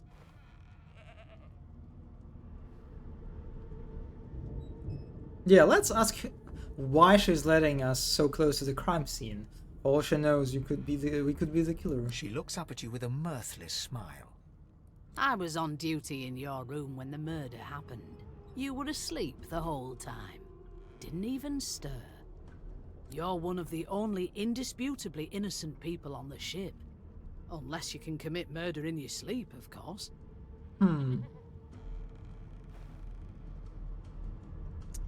Let's ask if she's investigating her fellow managers as well. One of them could have easily done this. Finn was killed by Source. If a Magister could do that, there wouldn't be a Magister. It looks more like a passenger managed to slip their collar. And the rest, well, you see the evidence in front of you. Listen, I could use someone to keep their ears open among the passengers. Sometimes they clam up in front of a uniform. I wonder if there is a mod that allows you to like to scale and like, or at least make the dialogue window smaller, because like holy shit, it just occupies so much space for no reason whatsoever. It's actually like pisses me off a little bit. Bring me a good lead and I'll throw in a shiny gold coin for you. How about that?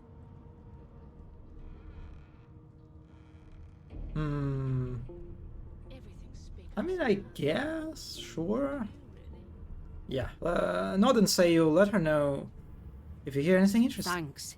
I just want to catch whoever did this before they hurt anyone else. Yes, like I don't really get what is the relationship between like magisters and sorcerers, because you kind of feel like it should be very highly antagonistic, but it's not. Everyone like. No one really treats me poorly.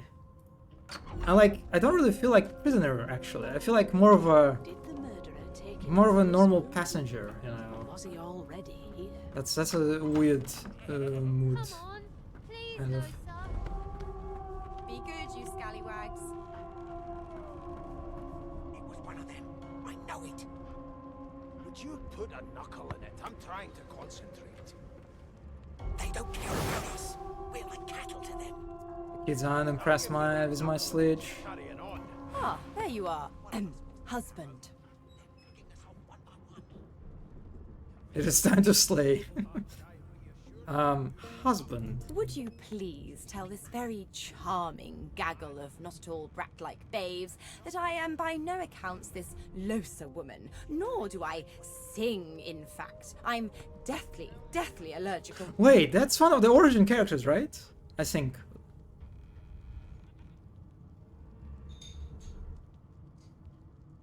Yes, okay.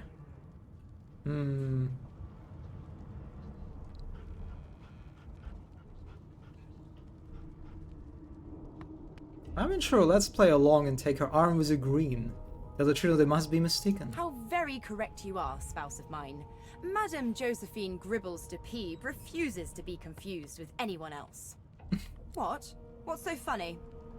Her pinched face cracks into a great grin, and she shoos the children away from her with a laugh. Yeah, okay, you found me out. Go on and git, and maybe I'll sing you something when I'm good and ready. She turns to you, dark-eyed and dirty-haired, and smiles flatly. Gotta keep ourselves entertained, haven't we? Hmm.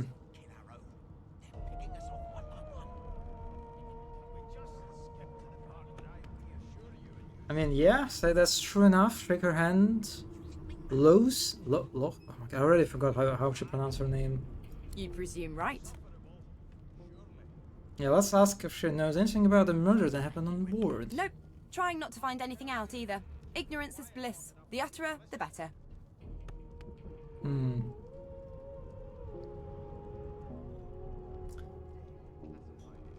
Yeah, I wonder if I can, like, recruit her already here. Probably not, right? Suddenly, her eyes cloud to an unnatural black.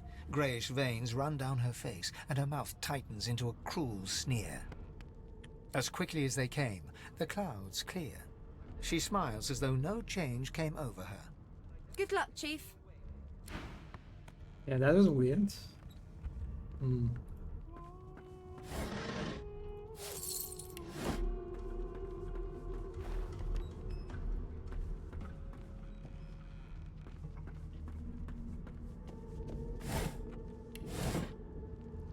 I'm just surprised how this storage room has such a nice carpet. Put a knuckle in it. I'm trying to concentrate. They don't care about Oh, that's another We're like cattle to them. origin character. An elf sits tucked away in a dark spot, lazily rolling dice onto the surface of a barrel. They sound like the dry cackling of an old witch. Snake eyes. She chuckles.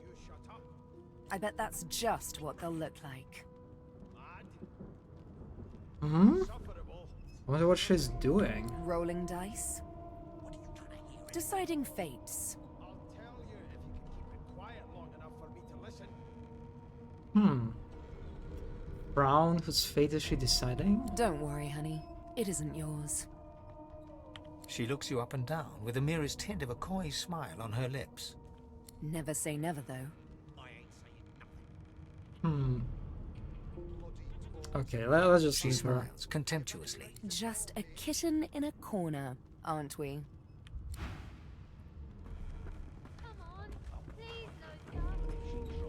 Oh, that's a lizard. Hello, lizard. Hello, rat prince. Well, well, what have we here? A fresh face in this stale hell. Let's size you up, shall we? See if you'll do. He has an interesting voice. I'll give him that. God, this face. The lizard looks you up and down, like a farmer would a fetching horse. All of a sudden, he grips you firmly by the chin, with the intent of inspecting your teeth. Huh. Okay. Okay, that's...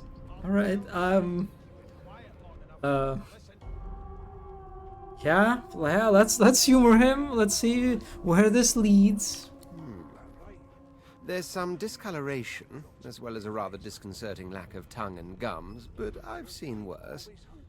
After all, one can't expect to find prime merchandise on a squalid little ship like this. Now then, to business. You will answer me 3 questions. The first one is this.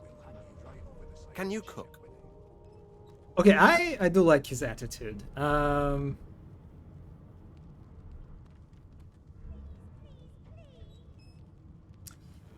mean, yeah, let's go for the undead, I guess. Reply, say you can, but your sense of taste isn't what it used to be. And of course, a cook who can't taste is about as useful as a dog in a chess game. Why everyone refers to me as a dog for some reason? On to the second question. Can you knit, weave? In short, tailor?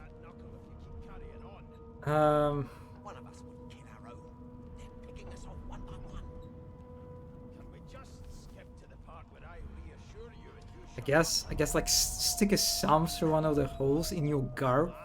Did this provide cool in this summer? Yes, I can tell from your vagabond chic, a bag is as good as a shirt kind of style. I shouldn't be getting my hopes up. On then to my final query. Have you the ability to administer the upkeep of one's personal appearance? The delicate art of cosmetics is what I'm after.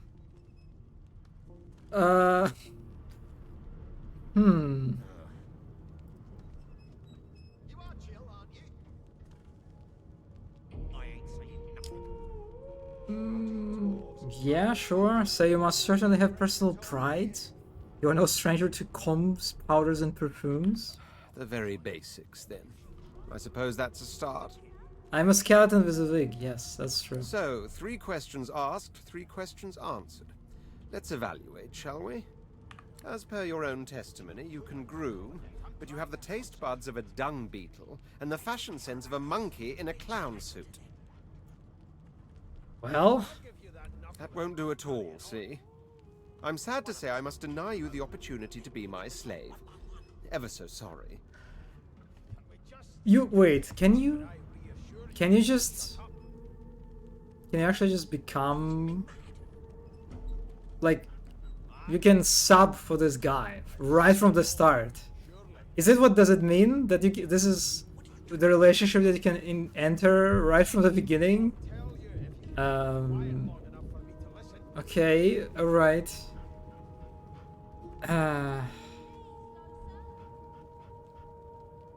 Yeah, let's lower our head and tell him we are mightily disappointed. I know, but you just don't have what it takes.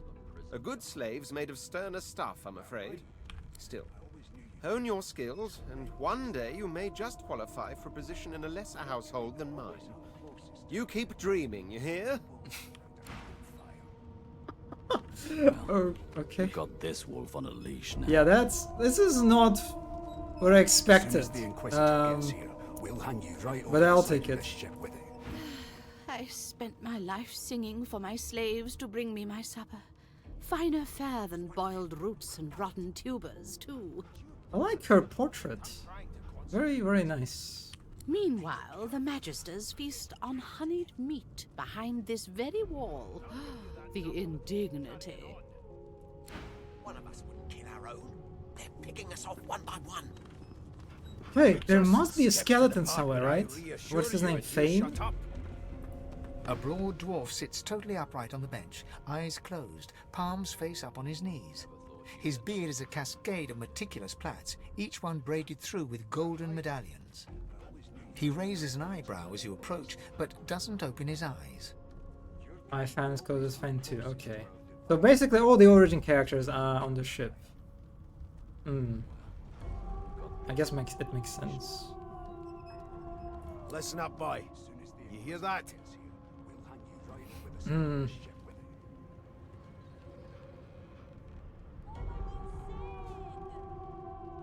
Yeah, let's wave his request away and ask him what he knows about the murder on board.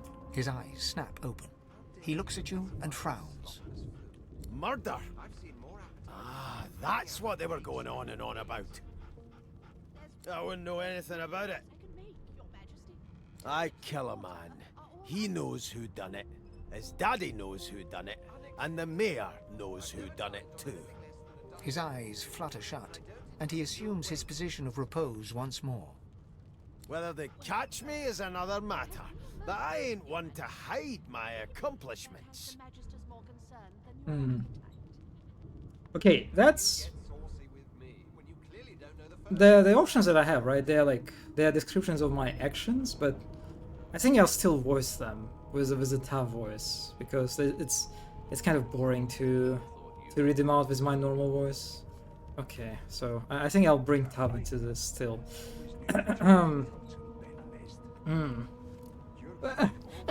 Ask what you are meant to be hearing. The ship, of course. Quieten and listen to the sounds of the ship. A wave of sound washes over you. The unintelligible chatter of your shipmates, the groaning of wood from floor to ceiling, the boom, crash and crackle of waves around you, complaints from the sea itself. And?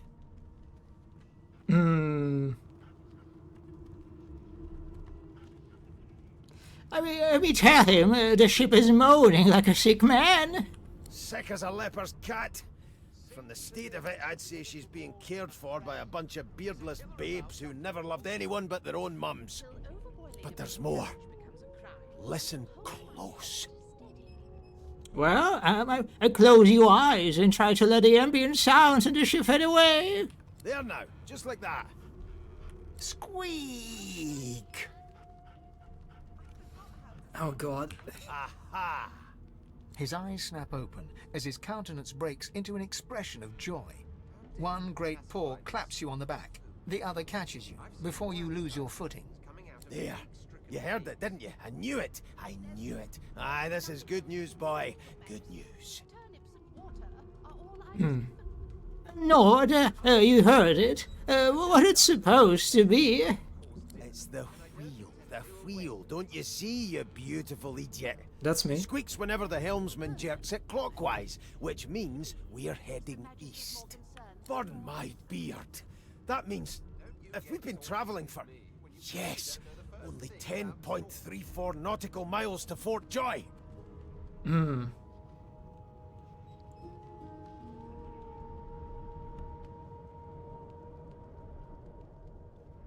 I mean, ask him why he's so excited about reaching Fort Joy. You haven't heard anything good about the place. No indeed, boy. But that ain't my final destination. The dwarf leans back from the table and strokes his beard, gold medallions jingling merrily. His eyes roll over to you. That'll be all. Thank you kindly, boy. Say nothing, but look him over once before leaving. You may want to find him again inside Fort Joy. How dare you classify this slop as food? Alright. I've seen more appetizing things coming I didn't out get of his egg-stricken name. pigs. Yeah, he's... There's nothing I guess he's else just to me, Your Beast. Majesty. Turnips and water are Did you all see I the was- body? They ought to let you taste a bit. Maybe you'd find out who done it. Oh, yes! Wait I could try to eat the body, right? Oh my god, I completely forgot about my Space Marine abilities. No, that's not... That... So, anything interesting for me? I don't really have a...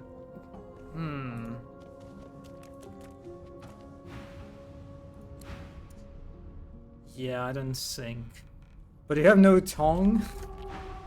I mean, I can take like a bite, right?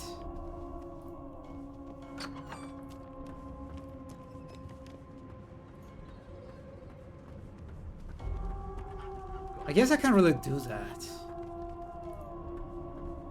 As soon as the Inquisitor gets here, we'll hang you right over the side of this ship with it. Oh, that's Ifan. Ifan? A scruffy man lounges against the wall with scarred arms folded. A sly smile playing on his face, he stares across at the Magister guarding him. Noticing you, he straightens and beckons for you to come closer. Watch your back, new fish. There's a murderer on board, and I'd bet 3 months' pay it's this tramp Ifan.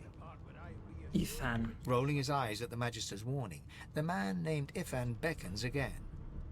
Yeah? Let's move closer to him. He leans in and adjusts your collar with a sharp tug, balancing its weight so it no longer presses unpleasantly on your neck. He winks. Pinches less that way, right? Hocking a phlegmy gobbet in your general direction, the sullen Magister settles back to his task of glowering at Ifan. And now, you. Ask Ifan why the Magister suspects him of murder. We used to know each other, more's the pity. I was his commander many, many, many moons ago. Isn't that right, Vic? Standing far back from Ifan, the tight-faced Magister draws one finger across his throat in an elaborate fashion, but says nothing. Ifan grins, flashing pointed white teeth.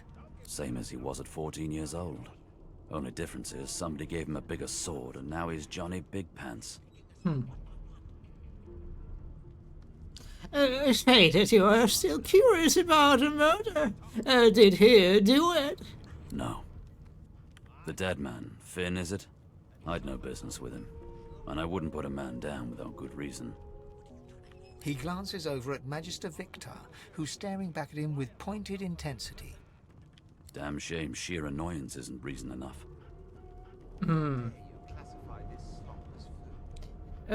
Ask Ifan if he knows anything about where you're headed. For Joy. The Joy? I've heard a lot. Nothing good. No surprise there, since Bishop Alexander runs the show. Wonder if we'll get to meet the ringmaster himself. There has been a murder, Your Majesty. Maybe that has the Magister's more concerned than your... Yeah, there are some of these lines that kind of like imply that I know a certain knowledge of the lore that I simply lack. So I guess I'll just ignore these. Say, you have no interest in Alexander? Or you care about his surviving for Joy? Not interested in the son of the divine himself. I don't blame you one bit. But Vic here will blow a blood vessel if he hears you talking like that. What are you conspiring about over there? You, elf, what's your name? Oh, don't mind him. Vic's just got a bee in his bonnet. And that bee is me. Name?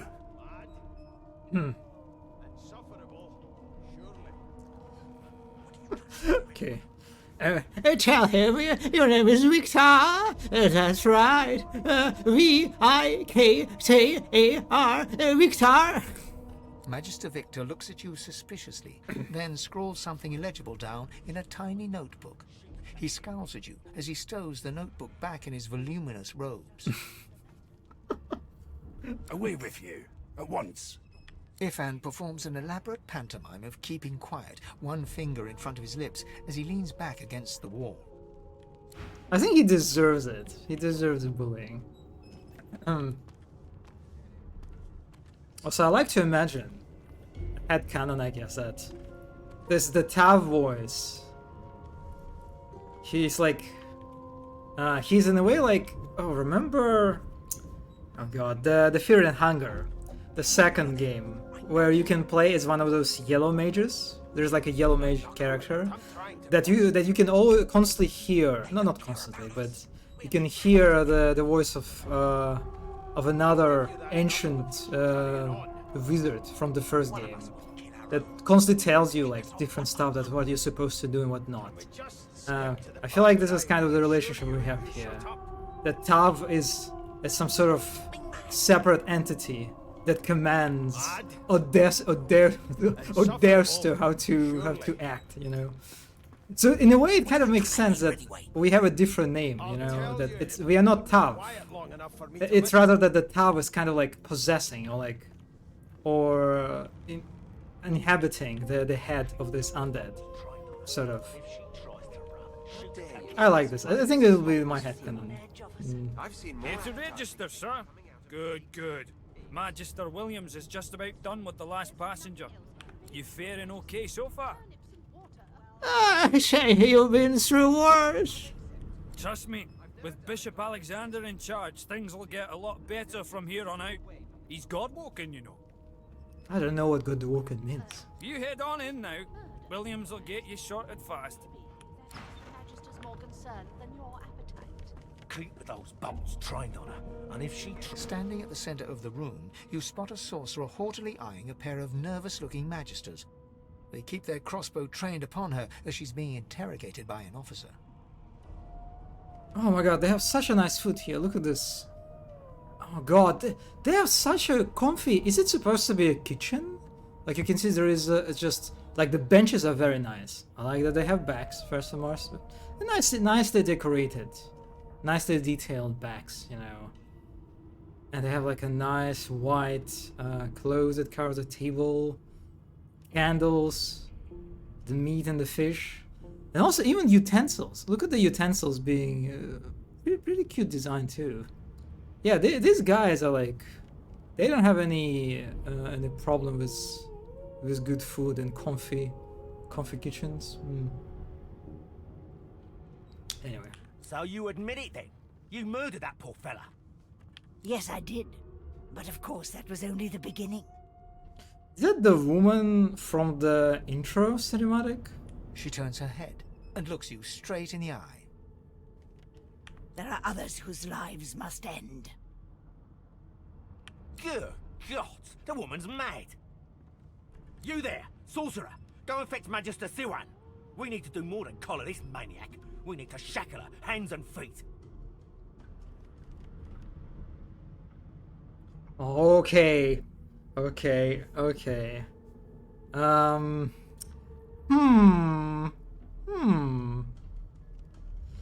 Do I feel spicy?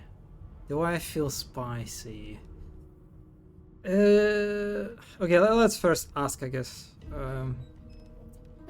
Address the sorcerer and ask her what she meant by there are others whose lives must end. It means your journey draws to a close. Do stick around for its finale, though, because... She reaches for her collar and simply removes it. I'm just about to create a scene. Subdue her, men, quickly! If she casts Source, the Voidwoken will come. They'll end us all. She smiles with wicked satisfaction. Precisely.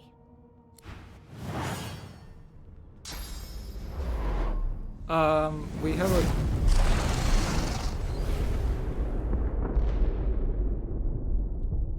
Okay.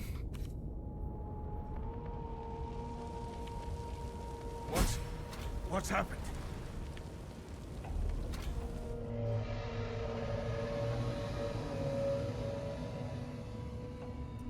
Alright, let's see, what do we have? We need to find a weapon. And we need to escape. Sure. God, the fucking bones. Okay, so I can go up. Let's explore a little bit.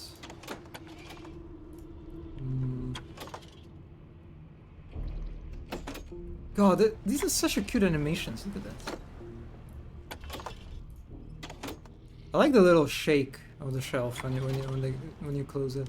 Whoop. More cards. Can I pick lock?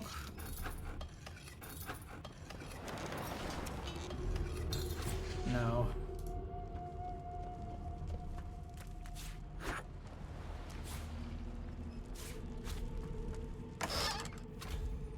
Moving container panes. Move container into a window by dragging it with the left mouse button.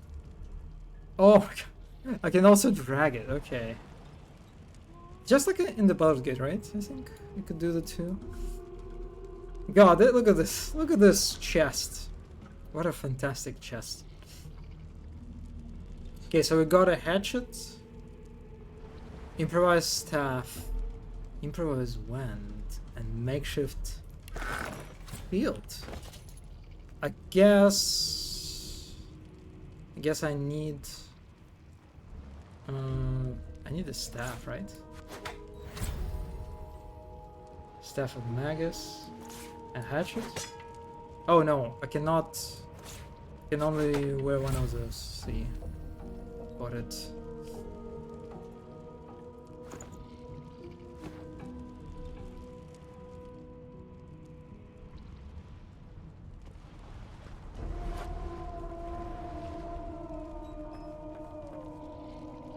Requisition and 2 notes.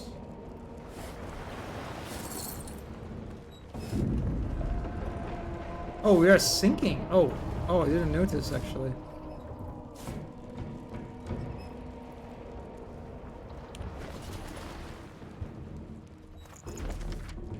Few of them are in good spirits, especially the children. The others are sullen. Don't blame them. Change is rough, but they will make new friends sooner or later. When we cure them for good, they'll be thanking us, not cursing. Well, most of them. The elf is a dice, that lone wolf, the creaky-voiced woman in the kitchen. Some folks don't get over it. I reckon they won't be the first to get cured if they ever could. Wait! We didn't meet Fane, right? Where is Fane? I guess maybe he's on the upper deck.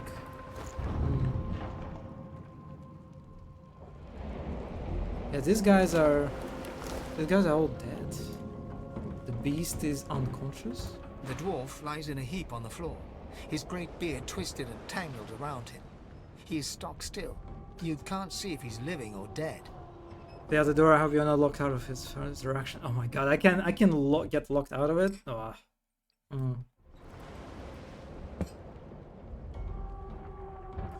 A hole you had to his chest, listening for heartbeat. You hear a faint thud, thud, thud. He's alive, but only just. No, not the final dark. Not yet. Take her by the hand and tell her to get up. Her hand lies limp in yours. She's too weak to stand. The dice roll darkly. They're rolling for me. I feel so envious of her actually, because she can roll dice and I cannot. That's... Oh my god, Victor. I feel sorry for you, buddy. Ivan lies motionless, curled on the ground like an animal. Under his shaggy hair, you can see green eyes fluttering as if in a nightmare. A low whine escapes his lips. Take him to try and wake him up. His eyes flicker open, but he doesn't register your presence at all. Lucien. Lucien. Ivan cries out. Then his eyes fall closed again. No matter how much you shake him now, he cannot be roused.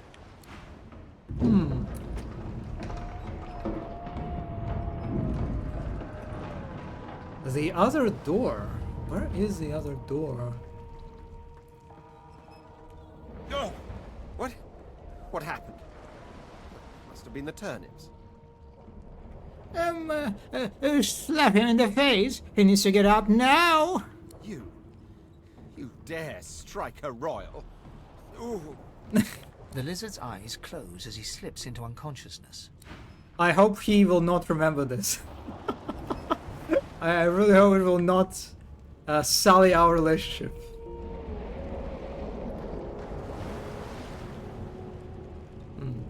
Source Hound. He's like Miette? Who is Miette? Okay, I don't know where is Chunk of Flesh. Oh, that's an elf thing. Okay, elves can eat limbs. I see. Let's eat the limb. The cat meme? You kick meat? Meat? You kick her body like the football? Oh, jail for mother? I'm so confused. I don't think I'm familiar with this meme. No, I don't know this. No. I mean, let me check very quickly. Maybe my memory is just so bad that I...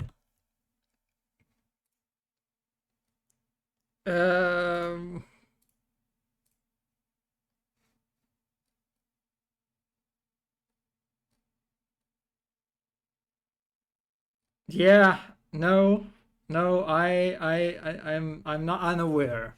I'm unaware of that meme. Kinda past me, I guess. Okay, let's eat. As the dead man's flesh slides down your throat, you feel his consciousness enter yours. His memories are yours to experience. You are Finn. Your heart is heavy. You know too much. It's all too much. You met him. A bright light blinds you, then fades. You feel a tremendous power in your hands, but they are shaking so hard you can barely use them.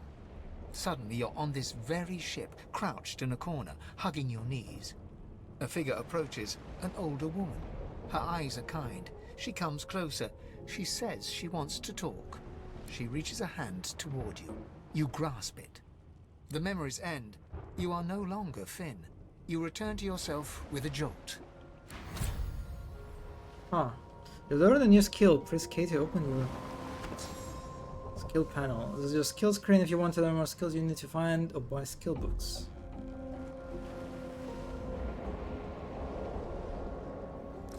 Gain 2 action points immediately, but lose 2 action points next turn. Any action points over maximum are lost. Huh. Okay, I wonder why I received it now.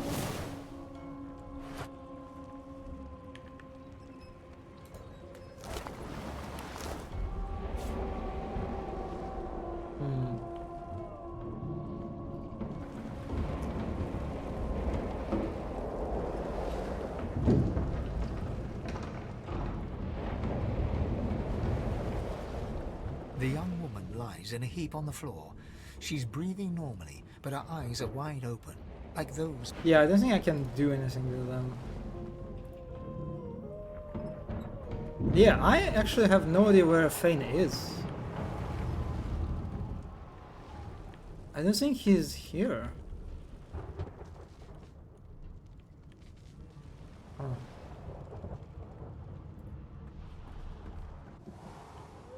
Did he go there? Yes?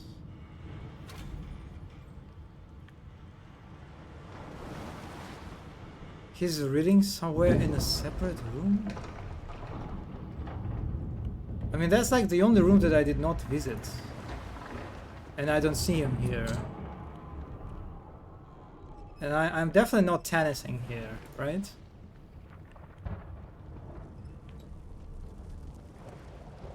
Yeah, I don't see him. He's not... I don't think he's on this floor.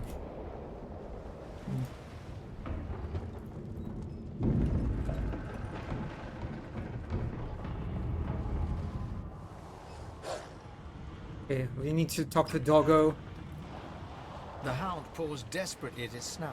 It winces as it draws blood from its wet black nose and continues scratching. Call out to the hound and ask what's the matter? The dog notices you for the first time and snarls, the hairs on its back prickling as it lowers itself into a lunge. You sorcerer! It sneezes suddenly and paws at its nose once more. Can't smell. Can't breathe. Too much sauce. Too much. Please, make it stop. Oh, can I save the dog?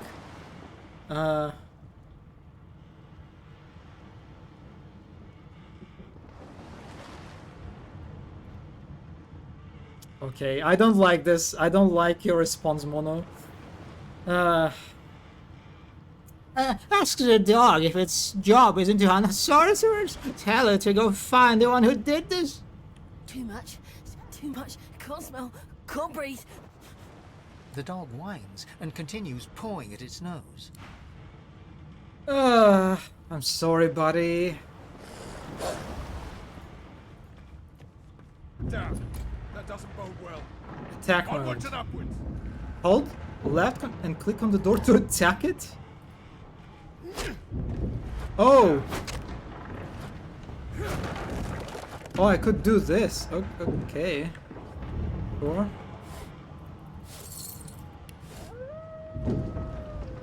Thank the gods. By divine grace, who was that howling? He eyes the collar circling your neck and reaches a hand towards his blade. Another sorcerer!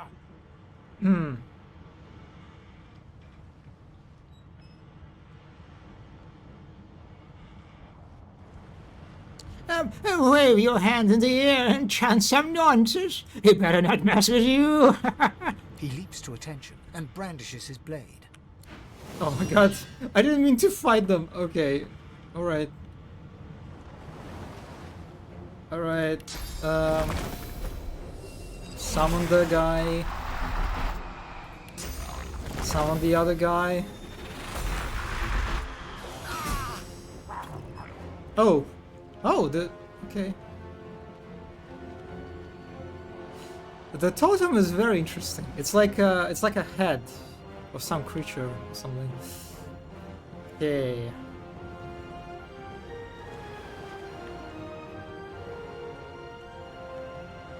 You know who this elemental reminds me of?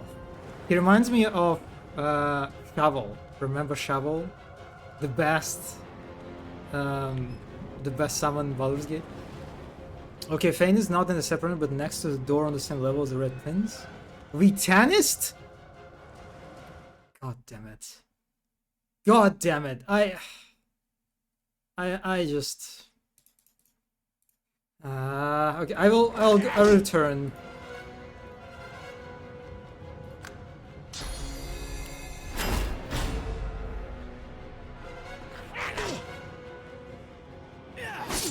Oh. Oh my god, so... God, the tutorial windows are overlapping. Okay. Not just the dimensional bolt.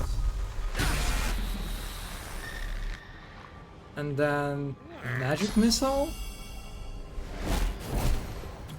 That didn't work.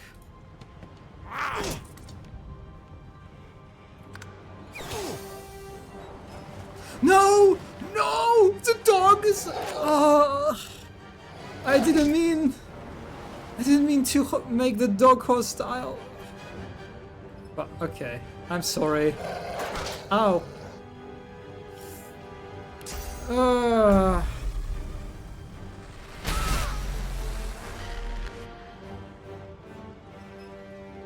Let's play dead. Let's pretend, because we are kind of low in health.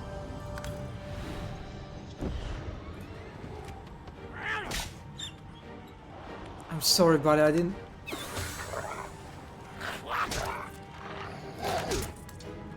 God, they keep...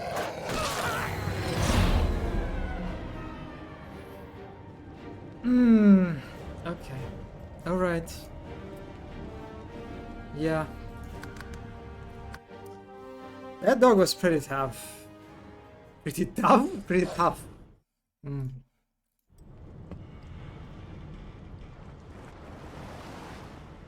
we are going back. We are going back to visit Fane. Fane is not in a separate room, but next to the door on the same level as the Red Prince. Left? Left? The door you just walked... What? What? Am I blind? I literally have him there in a screenshot?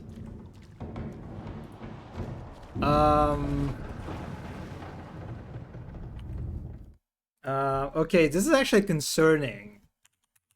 Let me check quickly. DLC2 Fane did not appear?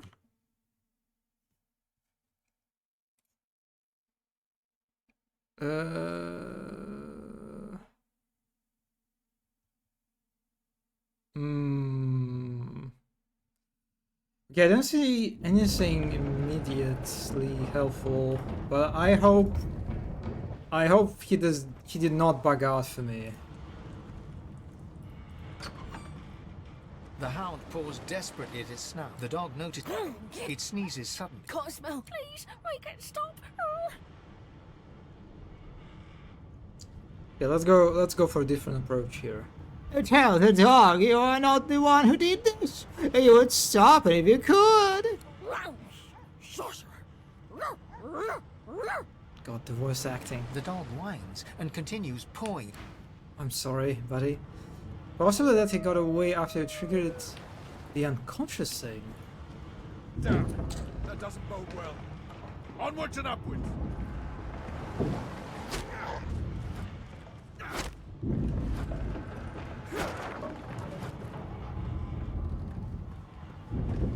Thank the gods.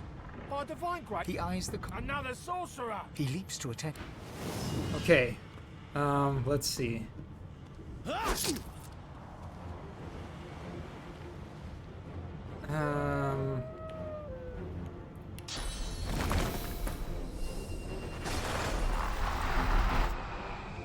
Summon these guys.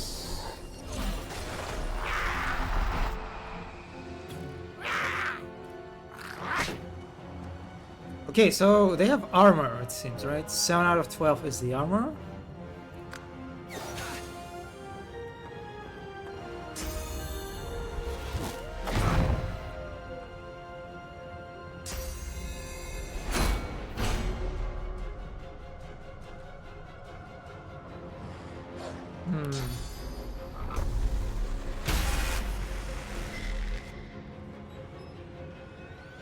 Oh, can I summon several...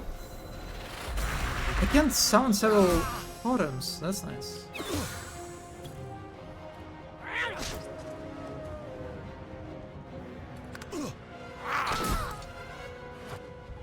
Okay, we did not aggro dog this time.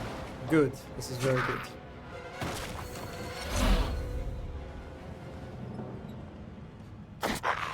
Cute. Let's see. Stained hands. Sure.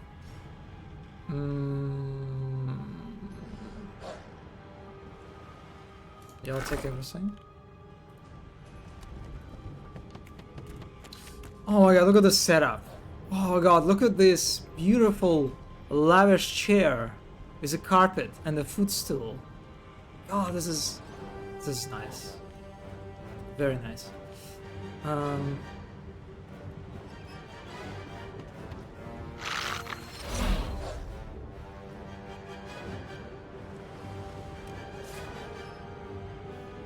The bed is fine. Nothing particularly special about that.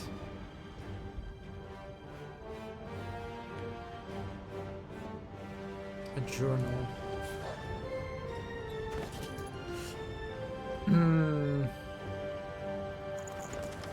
The smeared ink makes the journal difficult to read, but you managed to make out much of the last entry. Okay, that's it. The letter. My sweet Stefan. As I read this letter, we near the Isle. By the time the owl delivers it, I will be but a day away. I heeded Alexander's orders, just as you said I should, but I think of Lucian often. Would the Divine have condoned this? Would he have blessed us as we reaped children for their mothers? Can this be the only way? I feel cold, inside and out, but one thing I'm certain, your arms will warm me when I find you again. It's love, Rix. We just killed Rix, right? Yeah, we killed Magister Rix. Oh well.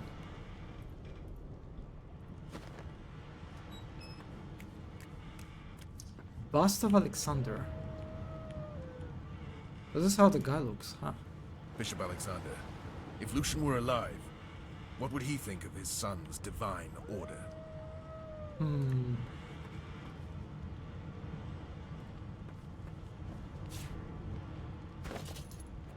But I wish that the letters and notes would like automatically open when you interact with them, just like in Baldur's Gate.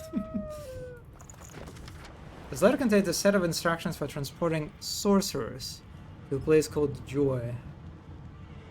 The sound has inked an angry black line from the top left to the bottom right.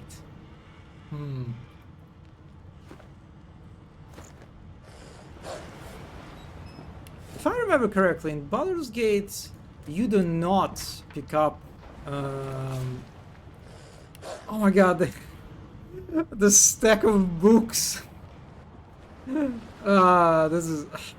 God, this is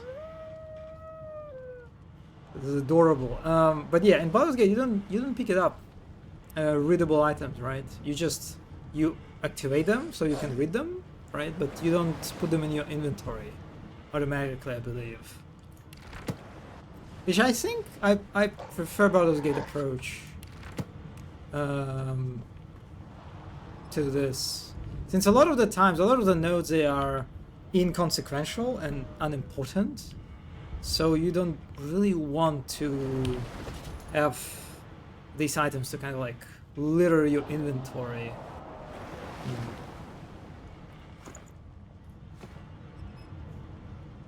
You literally collected all Gortash. Excuse me?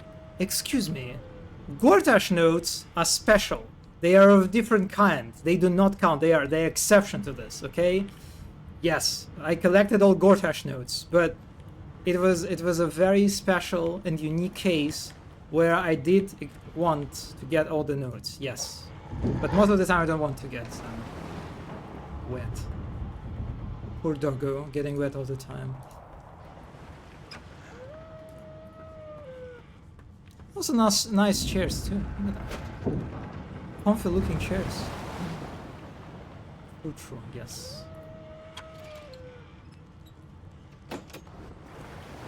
But I don't know. I just love the clothing and opening animation of this shelf. Someone put a lot of love into the little details and shakes. Oh yes, we are stealing paintings. Nice. God damn it! Need to get off this wreck, and quick! Magister Seri. Nothing but bones.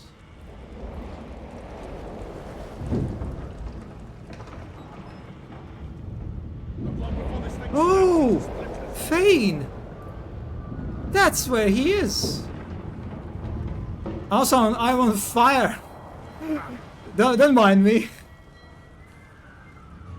God, the fire effect is so cute. Slay. Look at me go. You pass through the door and are suddenly face to face with an undead. His skull is bizarrely angular, and a glorious jewel sits in the middle of his forehead. I like how you're just like in the middle of this chaos. He's just reading book. The skeleton is quickly leafing through a volume of Cranley Hubert's famous encyclopedia, muttering to himself. No! What damn fools record knowledge on a pulped tree? My introduction scene with Fane was completely different? Wait, so they are randomized? He was pretending to be an alpha male? Oh, maybe they're like dependent on your character. Yeah, maybe it's because I'm undead. It catches fire, it turns into must when wet, it cannot even resist acid. No wonder they're so bloody ignorant. He sounds very young for being a skeleton. The skeleton looks up and notices you for the first time. Oh. Yes? Shouldn't you be running or screaming or some such? Yeah, he sounds like he's in his 20s. It sounds like he just got into his 20s or something. I don't know, his voice just kind of doesn't match him, I think. I don't know. Maybe I'll get used to it. You did miss his first dialogue where he touches you? Ask if he shouldn't be doing the same. The ship is going down. The skeleton groans and looks back to his book, frantically flipping from page to page. I know that you were mortal once, but could you not have let their ignorance fall away with your flesh? I have neither lungs to drown nor stomach to poison. This ship's fate does not concern me. Oh my god, it does make sense actually. So I'm also kind of should be just not caring about this? No, damp robes are the most I have to fear. Once this glorified skiff hits the sea floor, I will simply walk to shore. Oh, I love him. Okay, this guy, his voice is a little bit off, but I like him. I like his attitude. You, on the other hand, would be better placed finding a lifeboat. I dare say you would be hopelessly lost in the ocean's dark heart. Ask why you didn't see him before. He kinda stands out. I believe you did. Although I was wearing the face of an elf at the time. I had a mask, rather ingeniously designed, which allowed me to take that primitive form. Oh, that's the thing. That's what the game mentioned, right? The character creation. That you need to disguise yourself when you like interact with normal characters, right? Because you're undead. His mask is a shapeshifter mask in BG3, by the way. The one you get when you buy the bundle. Wait, oh my god, which one? I mean, I obviously didn't. I don't have it. Shapeshifter. All those gate shapeshifter mask.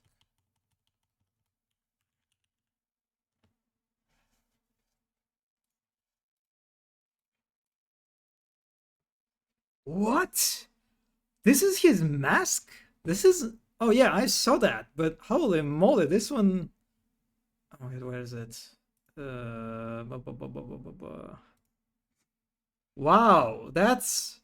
Okay, that's pretty cool, I guess. All the items in that bundle are the UFC2 reference. Huh. Wow. Okay. Fane has some fashion, has some drip. All right. Okay, that's kind of cool mask. Okay. Hmm. A mask that was stolen by that damned witch after her little scene. I did not encounter any elves, though, right? Apart from the other elf. So I still missed him somehow. You did not talk to him.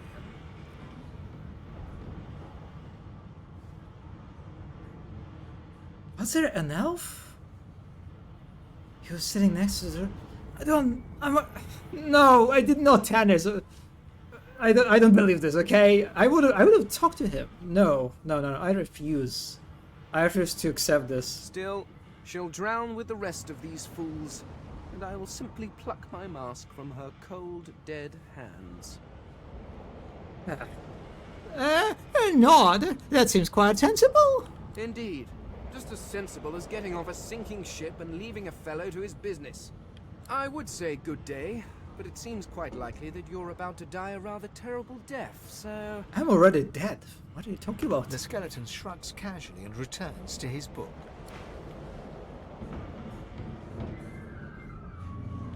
Alright. Despite the voice, I like him. And this is also a nice introduction of the character, actually. Definitely leaves an impression in comparison to all the other origin characters. The marking on the door was painted recently, judging from its pungent scent. You recognize the symbol immediately for what it is. A warning of death fog within. Death fog! Okay. You press your palm against the door to open it. Your fingers clack against the wood, and you suddenly feel grey. The touch leaves you numb, dull. I mean, I don't care about the death fog, right? So yeah, let's pull... Pull open the door! It doesn't budge. Yank your hand away!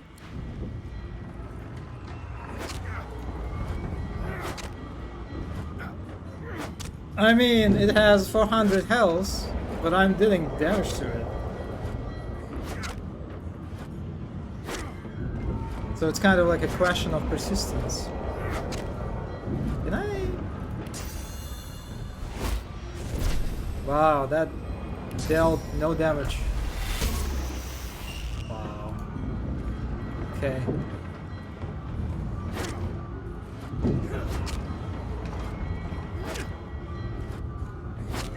What do you mean? What?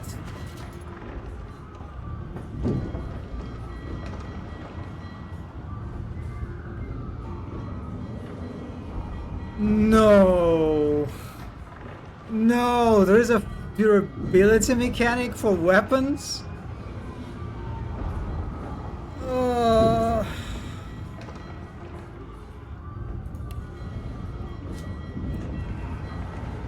Wow. Okay. Okay, I thought I could do this, but I cannot. Also, let's save.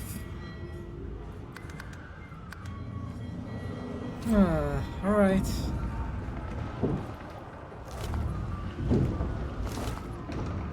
Old cap.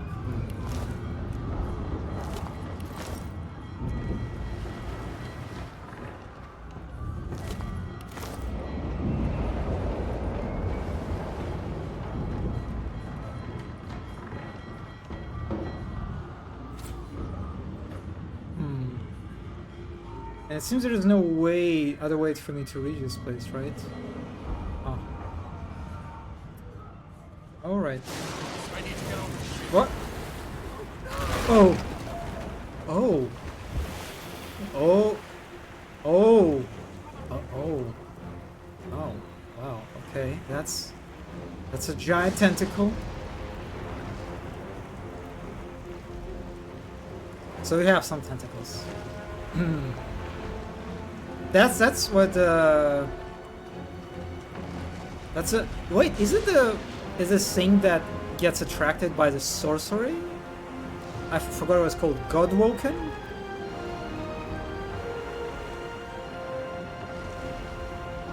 Not God. I'm sorry. Void Waken. Yes. I got close enough. Okay, so we have an encounter. Oh my God! Look at these. Oh, who is these guys? Oh, they're adorable. Oh, look at. Oh, they're so cute. Vicious Voidling. Oh, it's kind of sad that on the character screen they don't show the model, like in Baldur's Gate. Ah, that's unfortunate. Oh, look at them. Look at their mouse animation. Very, very detailed. Very expressive. And also they have like a little hands. Oh, I don't want to kill them. I want to befriend them.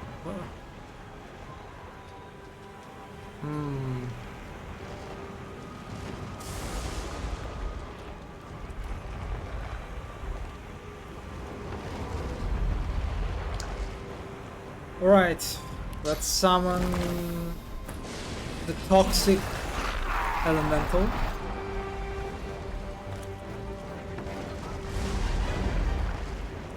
And also, oh, I have only one action point. Okay. Cast a magical poisonous dart that does 9 to 10 poison damage. Creates a puddle of poison. Yeah, sure. Get poisoned. Don't ignore him, please. Oh.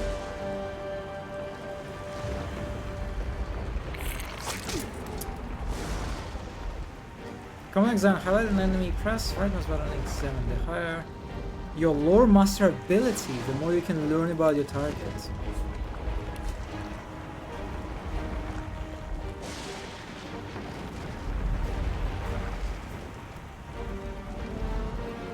This character has no talent. Lies. Okay. So let's see. Let me summon the totem.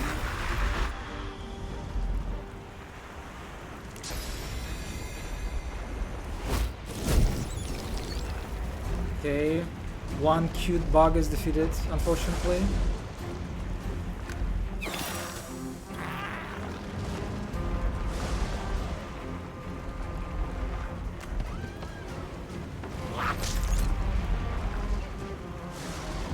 Oh, they're flanked. Wait a second, what flanking means? Dodging. Minus 10% each enemy on the first. Huh.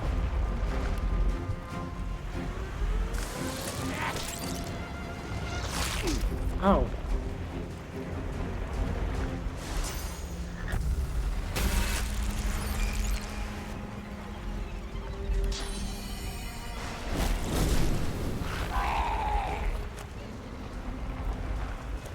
Okay. Good bug that defeated. I'm getting a little concerned with my health. Since I don't have any poison, right? Anymore. But that's the only way for me to heal. Yeah, that's kind of awkward.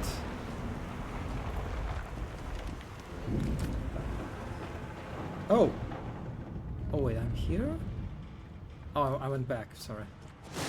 I didn't realize that this is the path that leads back.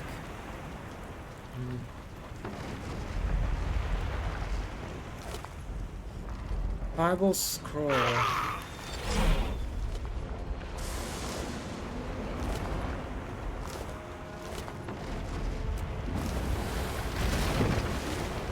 Oh, wait! Wait! I can walk into the poison puddle to heal myself. God, this is... I feel so smart. Nice. Nice.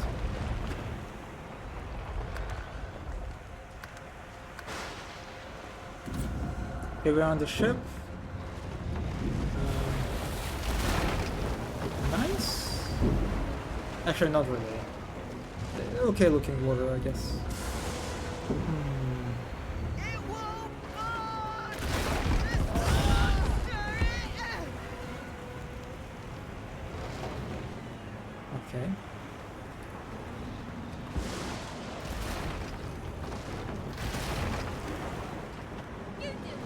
Oh, look at this tentacle. I love... You know what? I'll tell you this. I love the diversity of tentacles. I love the scaly tentacles. I love the smooth tentacles. God, they're all so nice. So like how there are these little T's, claws, small type. I don't know. Looks like T's, right? The tentacle with T's underneath. Very. I wish I could pet it. You know. Go on, kid. Climb up there and dig in the rope. Oh, that's a live boat. They also really slayed with animating them. Someone was passionate about this. Yes, the tentacle enjoyer, the legendary, the mythical tentacle endurer at Larian. Yes. Yeah.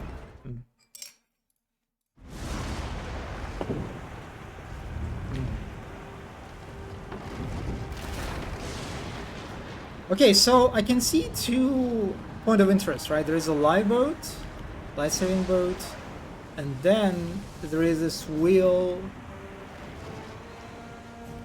that I cannot reach because of the fires, but there's a very nice, also nicely signed water barrel. So maybe I can use it to get rid of the fire and do something about the ship.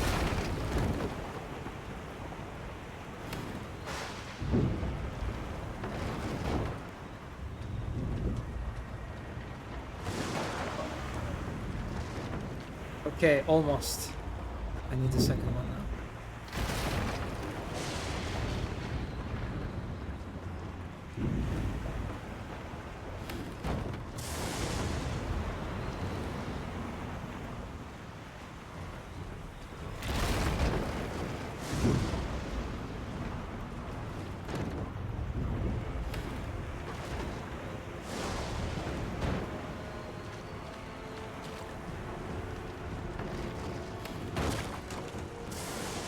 Okay, let's see. What can we do about this?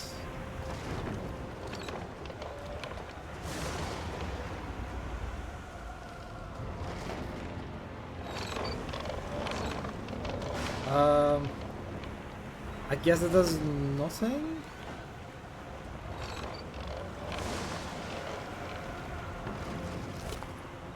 Mug of water.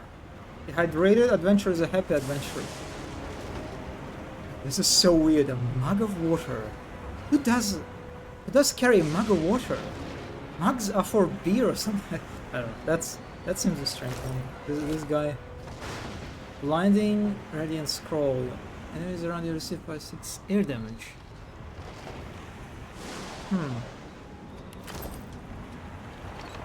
Yeah, I don't know what is the point of turning the wheel. It does not seem to be doing anything, so I'll go to the boat. Yeah, I like this. I like the tentacles, but yeah, it's not really on the same level as the Nautilus ship, right? Especially when the Hell section. When you fly through Hell and you see the hellish landscape in the background. That's still okay. Shut your trap, kid. Children and dwarfs first, just like the old stories say. The dwarf yanks at one of the nearby ropes to no avail. Said there were other people down there. We need to help them. You see those tentacles, kid? It's time for getting the hell out of here. I disagree.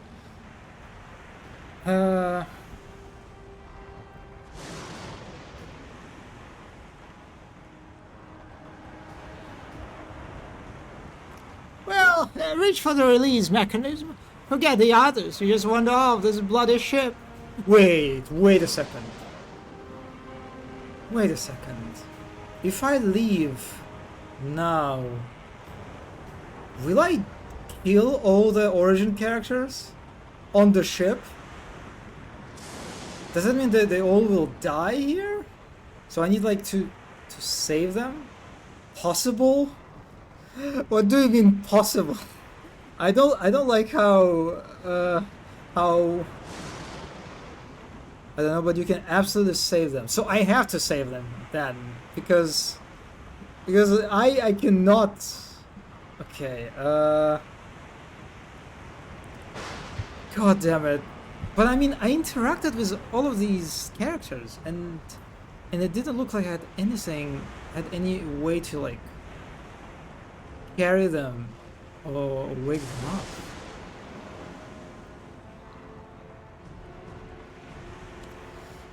I mean, call the dwarf a yellow-bellied coward. He'll return to the lower deck and check for survivors. Thank you! There's a ladder right over there. You can go straight down. You're gonna be the death of us, you hear? A ladder. Okay, I see. Nicely placed ladder that is highlighted by the fire. Okay, this is how you do the passage, right? Visually, like compare this pass to this pass. They are so different. It's like the difference is so stark that like how this is just, it can be completely, you know, unreadable to some people as, you know, as a passage or something, right?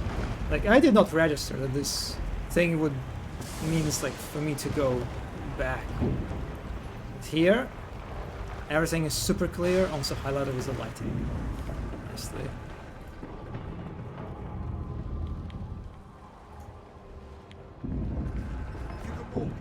What?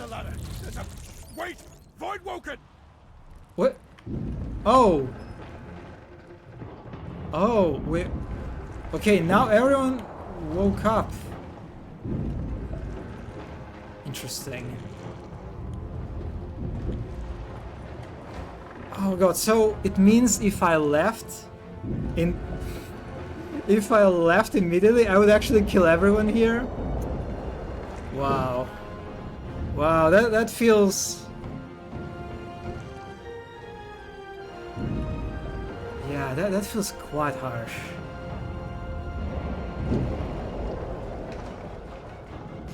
Because in Baldur's Gate, for example, the encounter with Shadowheart, even if you left her, right, in that Mind Flare pod and didn't save her, she would be okay, she would be fine, right? After the crash, you'd still be able to find her. And that's like only one instance of you like being able to just like skip a character.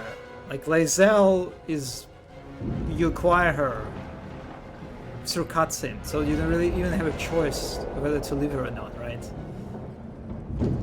Yeah, and like, god, this is so interesting. The way that they do it here, that you can just basically kill almost every potential companion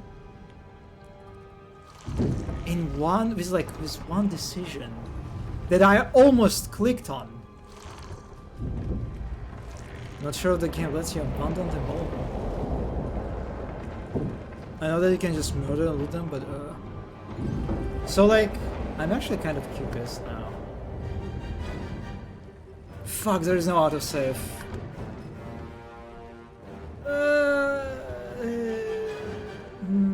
Okay, let's do this. I'm actually kind of curious now if I can kill everyone if I leave.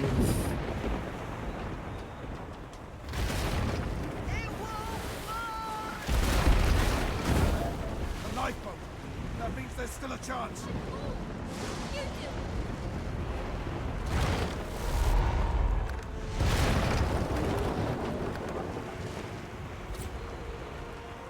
Shut your trap, kid. The dwarf. You see those tentacles, kid? Yeah, let's... But wait! There's still people down there! Okay, they give you like... They give you like a chance to reconsider it here, right? But if you As still the leave... boat rocks downward, an elven prayer passes through your mind. May the light of now... You clench your eyes and brace for impact.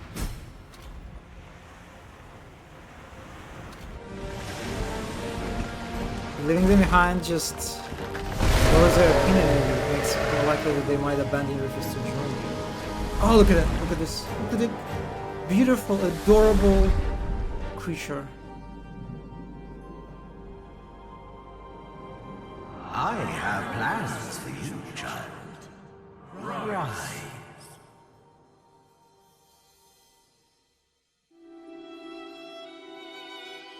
You fell out of Honorable ship? Dallas, we lost a ship sailing sorcerer prisoners to Fort Joy. We And the assume magical some entity escaped saves you. and broke their collars. Their vile magic lured the Voidwoken. All who were aboard are presumed dead. Yours faithfully into eternity, High Judge Oriven. Yeah, we are in a very familiar territory. But you know what? I think I will reload that. I don't want to abandon all these characters and make them think that I'm a douchebag. Yeah. Yeah, this is beach area. Those Voidwoken make short bloody work of the ship. The lone survivor. Seems someone. Okay, well, let's reload. Something wanted me alive. Oh my god, I'm getting bombarded with achievements. Let's go.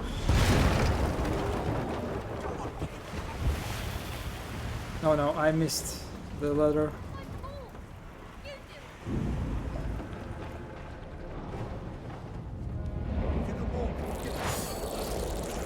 Wait! Voidwoken! Okay, do I have any surfaces? This is a surface, yes.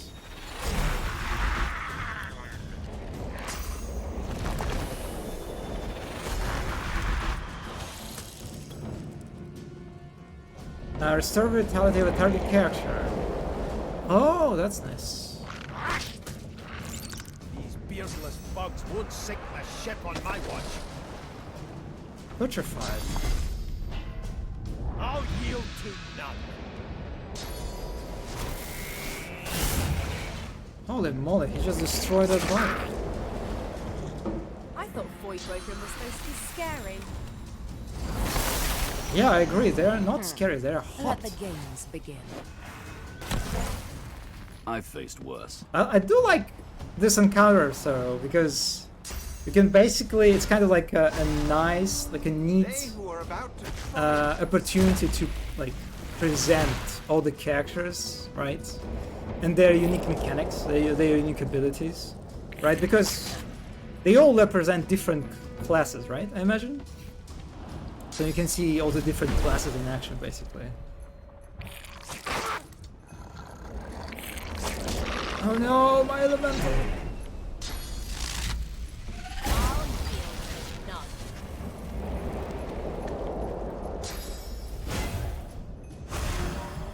Encouraged.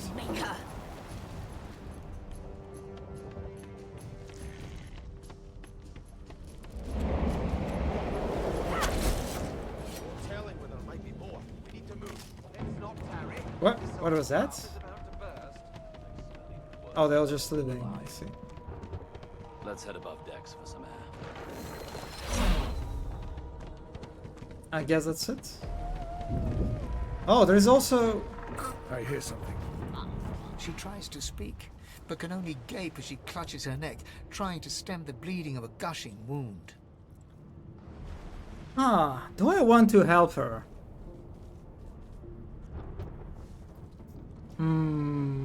I mean, she can slay, right?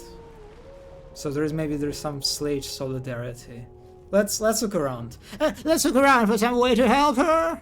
With jagged movements, she raises her clenched fist and holds out a length of cloth soaked with some kind of strong-smelling tincture. Take the claws and hold it tight to the wound to try and stem the bleeding. Blood quickly soaks through the cloth. Magister Siwan's mouth opens and closes, her eyes wide in terror.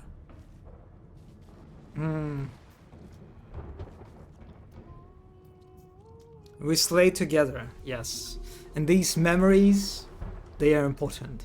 Hold the claws tighter to the wound. It's working. The pressure is stemming the flow of blood. Siwan clutches your arm, her eyes locked with yours. Something within the ship snaps. The floorboards shudder. Continue holding the claws of the wound. Take Siwan's hand and try to help her stand. Siwan struggles to her feet, clinging to you tightly. The ship lets out a deep groan, then cracks. Oh my god, the tentacles! Ah! Ah!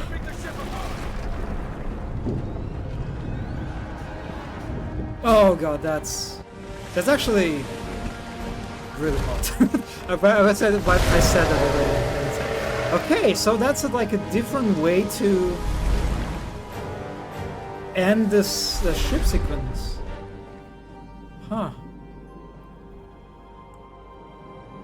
I have plans for you, child. Rise. Interesting. Interesting. Alice, we lost a ship sailing sorcerer prisoners to Fort Joy. We assume some escaped and broke their collars. Their vile magic lured the Voidwoken. All who were aboard are presumed dead. Yours faithfully into eternity, High Judge Oriven. I wonder if Divinity has like a counterpart to Mind Flayers. I kind of hope so. Hmm.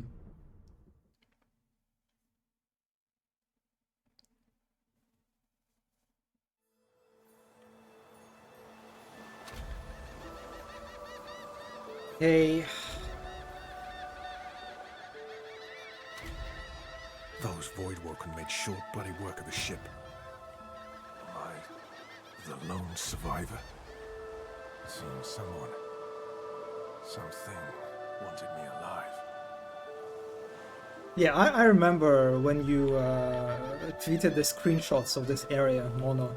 How like from the glimpse of the screenshot, I saw like, wait, is it just Baldur's Gate? Because it does look very similar, right? Discovered a waypoint. A fleeing combat allows you to escape to any discovered waypoints. Okay, we discovered a fast travel. Also, I have no idea where the waypoint is. Is it a waypoint? That's a net. Wait. Where is the waypoint? Oh my god, am I being blind again? No, okay, this is a waypoint.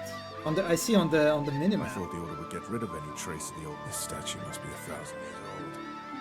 Wonder how much longer it will last. Huh. Oh, there's already a character. Kid. The child has a small mirror in his hands. He holds it up at angles, inspecting his eyes, his chin, the crown of his head. He spots you, and his arms snap to his sides. Okay, they actually tell you in Divinity that you can barter with almost any characters, right? Which is kind of funny because in Baldur's Gate you can also barter or like trade with almost everyone, right? But that's kind of like a more hidden mechanic because I don't think the game ever tells you that. It's just kind of like there's just an icon, you know, for interaction that is not even super intuitive. As I remember correctly, the way it's like located, that I was kind of like, I was surprised when I found out that like, oh wait, you can trade with everyone. Okay, they have a toy wooden block, they have clothes, scraps. How about I trade you some notes that I found on the ship? Do you want to read some notes, kid? The captain's journal? Poetry book? Do you like reading? And stained pens. You need some.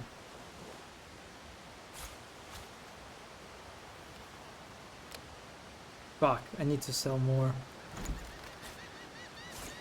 Yes, that seems to me like a fair trade. I don't know why I did this. I'm sorry. That's okay. Wow, you can? Isn't it usually grayed out? Did I time this? Yes, you can. With almost everyone, you can trade. I remember there was like, oh my god, I think there was even I think there was a bug. But I saw in some video that you could trade some important quest item with some character. That I don't think it was intentional, but it was like among the items that you could just like trade with them in the quietest way. Yeah, I don't remember who that was. It is easily missable. It is very easily missable, yeah. Because like, okay, let me Baldur's Gate 3 dialogue. Because if you look, where is it?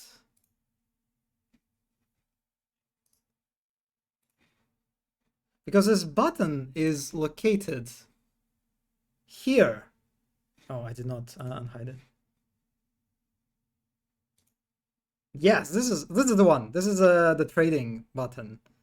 It's kind of just like on this bottom left corner, and it's just, yeah, it's not something that I think is intuitive for people to be like, oh yeah, that's probably related, unless you click on it out of curiosity. But yeah, most of the characters can be traded with or bartered with. I'm not supposed to talk to elves.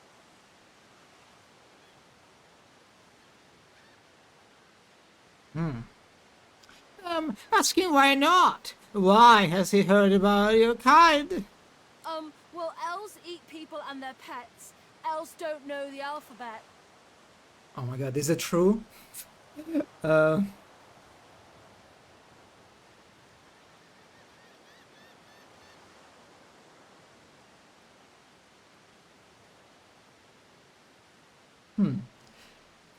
Chuckle, tell his I heard mostly wrong.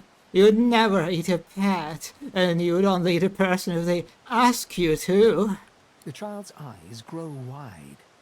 People ask you to eat them? Oh, I mean, that's a child. Of course, that makes sense.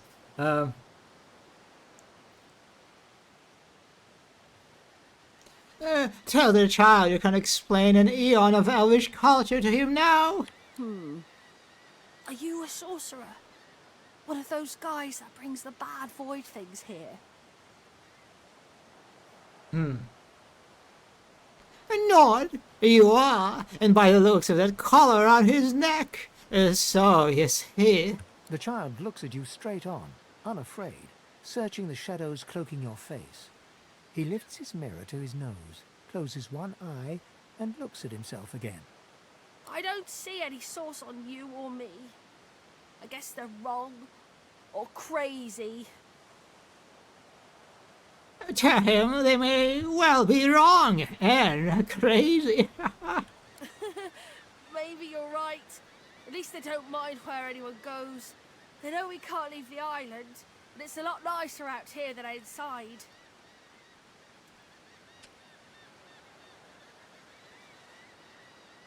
Well, say you didn't save out here. Your ship was attacked by a void woken not far off the shore. But you didn't die. Say you survived the void woken attack by the skin of your teeth. You should really find somewhere safer to go. I'm already getting the Tiefling kids, vibes from this. Oh my god. There isn't anywhere safer. That's what I mean. You'll see. Ask him why he doesn't seem scared. Guess I am, but it's just normal to be scared. Nowhere isn't scary. Yeah, true. I like the kid.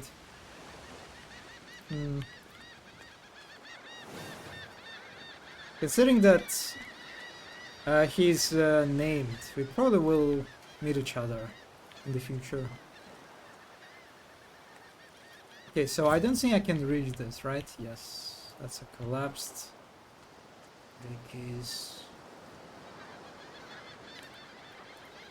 This statue must be 1,000 years old. Wonder how much longer it'll last. Brachus Rex. So I imagine that's probably a character from the first game, right?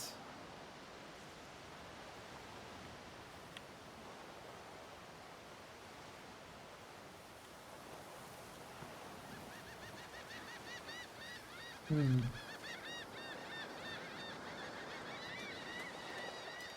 Oh my god, that's an enormous seashell. Holy moly. I wonder if there are snails in this game that we can talk to. I kind of hope so. Also use stealth here?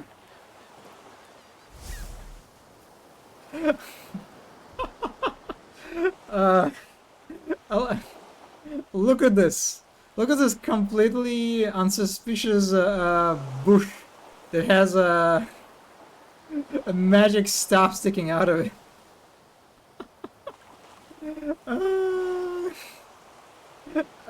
Honestly, I kind of wish I would hide under the snail shell. That would be much cooler, I think. I mean, it would be equally cuter, equally cute. Yes. Yeah, it is quite brilliant. Sight range indicator. There are enemies ahead. Press L left shift to see the enemies with sight range. Oh, okay. So now we have.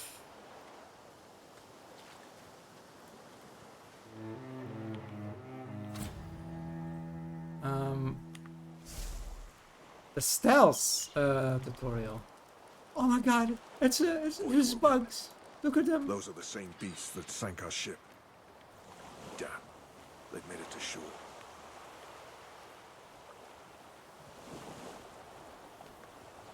Well, I love the details on the model, like how they have these pointy thingies on the back.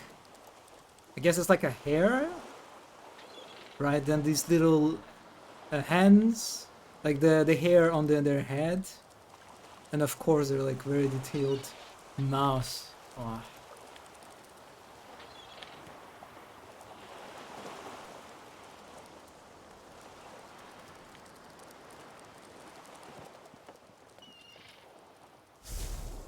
Alright, pretty straightforward tutorial for stealth. Sure. Damn! Oh my god, look at the... God, what is this? Another giant. My word, this blasted isle is teeming with them. Huh? Excuse me? I see what... Yes, I bought... I mean, I bought the definitive edition. Like, on the Steam. And, I didn't, like, buy any DLCs separately. I guess they're, like, as a part of a bundle or something. This is DLC content, yes. Enjoy your squirrel. Oh my god. Is it like a squirrel riding a undead cat? That looks like a cat skeleton, right? Was that? Yes, I did see how it managed to survive an attack by the great Acorn's servants. Impressive, just as you say. And also the squirrel has like a skeleton. Yeah, it has a skeleton ears, but also the squirrel has like a skeleton helmet. It's just so dumb allowed. It reminds me of this Pokemon. God, what's the name of that Pokemon who has like a skeleton, also like a skull for a helmet or something, for a mask. God, I don't remember the name of the Pokemon. Pokemon, right? Not Digimon. Knoga in German? Knoga.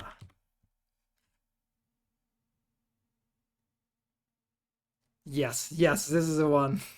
It kind of has the same vibes, right? What is their English name? Okay, let me check. No, not trans. Is there like a... language that I can switch.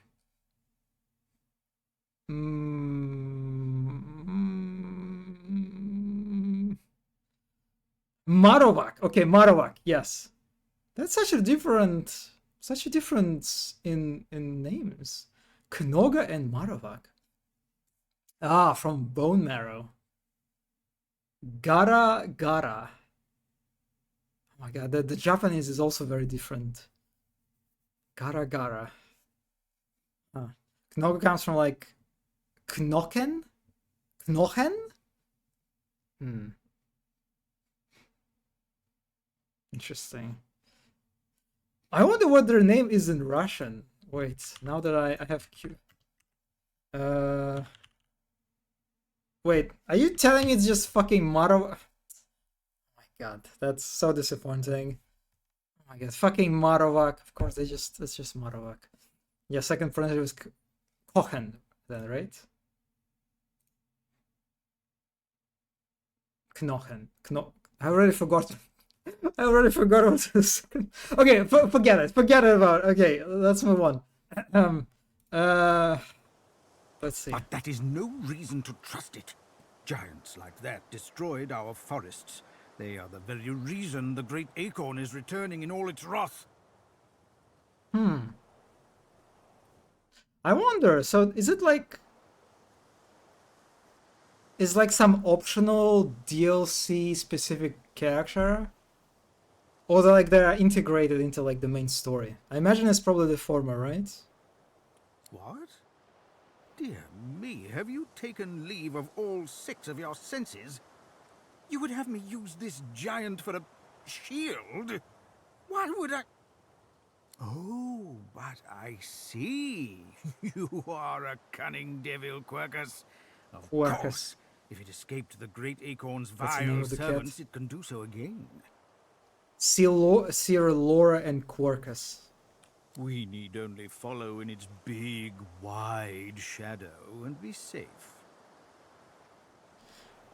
Laugh and tell him he's quite welcome to follow in your shadow.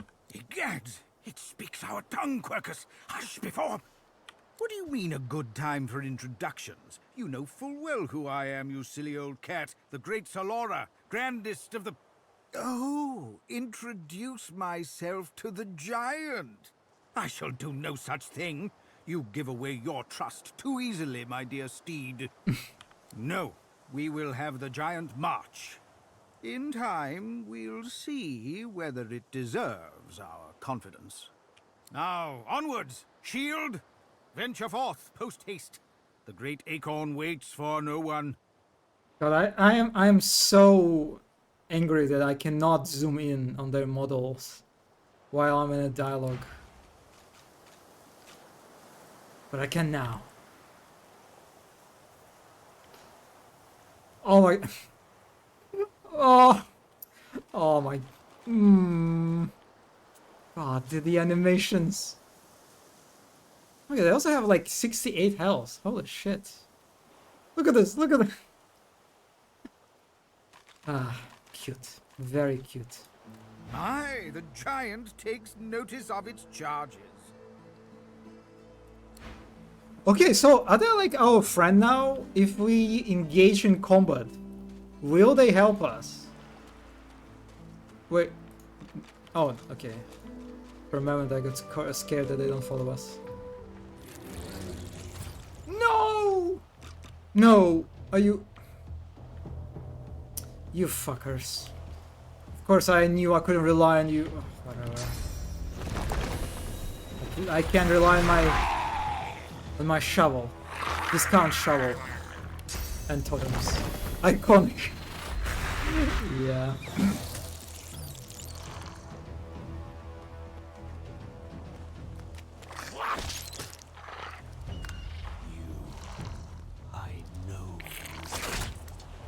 What the fuck? They speak? Oh my god, the bugs speak. Holy shit, okay. God, I love them so much. That's like such a nice way to improve on the monster. Just let them speak. Give them a hot voice.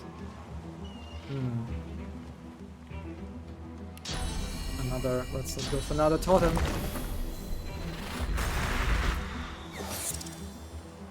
I feel like I'm playing Hearthstone for some reason. It's like I'm playing a shaman and I am like summoning all the totems.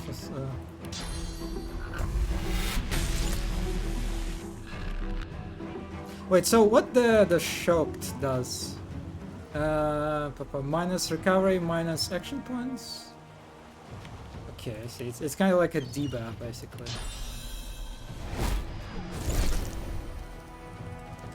Don't go to me! Ow! I thought these bloody collars were supposed to keep those things at bay. Oh, I got a level up.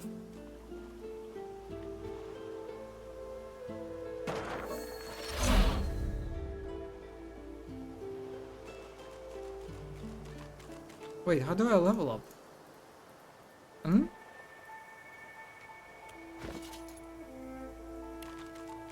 Oh, you do... Okay, abilities... Right, let's see. Oh my god.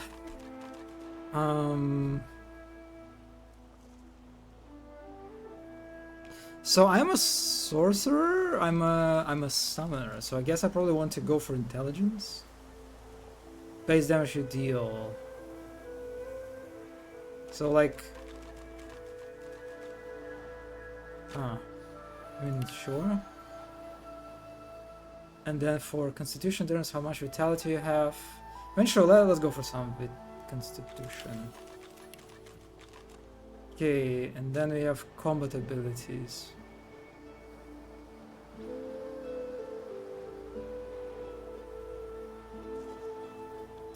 Okay, so there are different levels to summoning. And if I level up it, my summons will gain more vitality, damage, and armor. So I kind of already want to get this, I guess.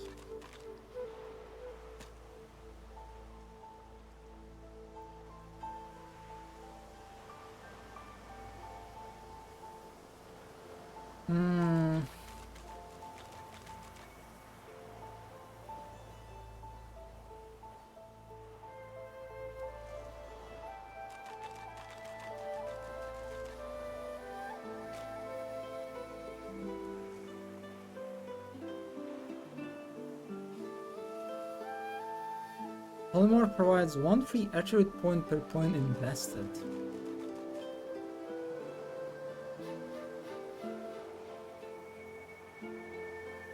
I think I'll just go for second level of summoning.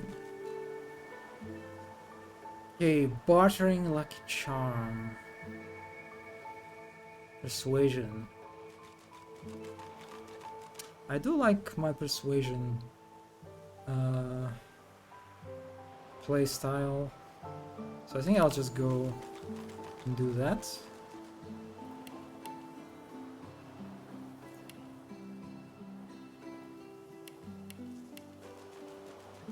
Okay, I do like the level up so far. It's pretty simple, you know. It's pretty intuitive, like what you're leveling up. And the amount of stuff you can level up, right? It's all pretty limited, and you can like kind of like scroll through like all the available options too pretty quickly, right? So it's pretty straightforward. You don't like you have only limited amount of options. Yeah, I do like it so far. I kind of like it maybe a little bit even more than Baldur's Gate level up, actually. Yeah, after Rotary this feels like a blessing. It's like everything is pretty clear for the most part what I'm doing. Yeah. Such a fresh of fresh air. Let's save.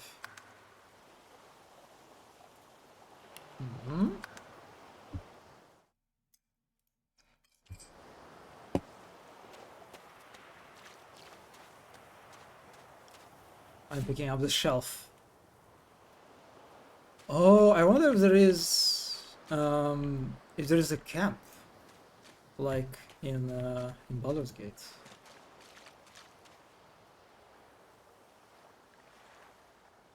I really love the water. Very, very pleasantly clean water! Look at him. Look at his pose. You spot a strange lizard gazing over the water with a steady, malcontent stare. His skin is of a bright, blood-red color. Could he be... Yes, you recognize him from the ship. It would seem you're not the only one who survived the tentacles of the deep.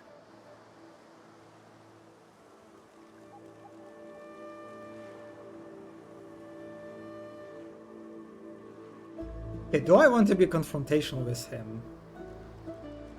I kind of want to, but then I'm not sure if it's a good idea, if it's like, it will ruin our relationship or something. Okay, let's fight a little bit. You're the one that took you by the jaw and sized you up like a damn horse. You say you're bone to pick with him. The lizard turns about with the graceful ease of a dancer, or a duelist. You lock eyes with his, two smouldering embers that sizzle your very soul. Yes, I imagine you do. You're made of sterner stuff than I first gave you credit for. Chances are I wouldn't have survived the shipwreck had you not returned to the aid of your fellow passengers down in that dreadful hold. You have my gratitude. Hand over heart, he salutes you with a bob of the head. More than a nod, though less than a bow. Tell him you were glad to be of help. You didn't do this idly by when people are in danger. Yes, I'm sure you've all the makings of a hero and all that, but let's not get carried away, shall we? Now then, if there's nothing further... Ask what he's doing here, standing on that rock. I'm sure I don't mean to sound condescending, but I had thought it quite self-evident I was gazing out over the waves. He sighs dramatically. Tell me, what do you see when you cast your glance over this ocean? You say that you see memories, childhood days spent in the sun. Memories. Quite so. He looks out over the water once more, and so do you. A few tranquil moments pass as the waves lap against your thoughts.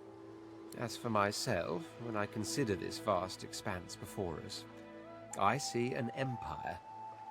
I see continents dotted with mighty cities, and shimmering along the soft curve of the sea's horizon, I picture the palaces that formed my paradise. Lost. Ask what he means by lost exactly. What do you mean, what do I mean? I mean just what I say. I had a very actual empire that I lost. Oh, so like... Is he describing in events from the first game, I wonder? So the lizard people were ruling over this place? In the past, Suddenly, having all the air of being deeply offended, he stares at you with utter incredulity. Well, don't just stand there gawking like an ape at an abacus. Or do you really mean to tell me you don't know who I am? Alright, we're going for the scholar. A red lizard. That can only mean one thing. He is the notorious Red Prince. The very same. I am the Red Prince, the All-Conqueror, the World Tamer, the Spouse of the Sun. That's a cool title, actually. Of course you know me. There's a brief moment's pause, during which his grandiloquent pose deflates ever so slightly. Also, I imagine if I did not recognize him, his reaction would be way funnier. Yeah. That said, I suppose I must own up to the fact that I find myself rather in between all-conquering and world-taming opportunities at the moment. The grandeur that is my fate has hit a bit of a snag. But never you worry. For the throne I was destined, and my throne I shall have. Invite him to travel with you. Maybe you can even help him win his throne back. Yeah. Truly. A kind offer indeed. And you've already proven to be trustworthy enough. You came back for the others on that ship, after all. Fine, I accept.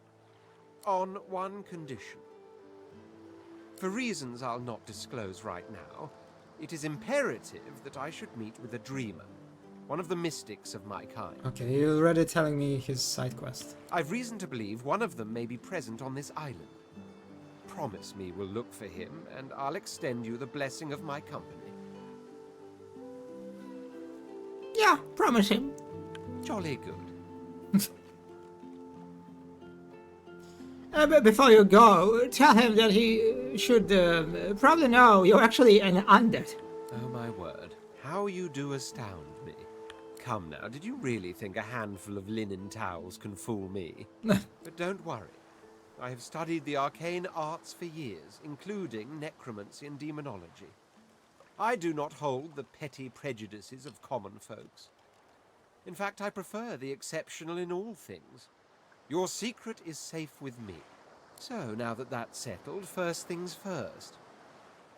It's good how they use various talking animations to start each new line. It kind of works. Even if you are as versed in the art of eloquence as I am, that our swords will be doing a lot of the talking from here on out, it goes without saying. Yeah, I guess. I did notice that, yeah, he does move quite a lot. As a born fighter, I prefer the perfection of the blade myself. But I'm well acquainted with the secrets of magic, and yes, even subterfuge. What say you? I think the only problem that it kind of you can notice, is how the animations are repeated, right? And that repetition breaks a little bit the effect. I think.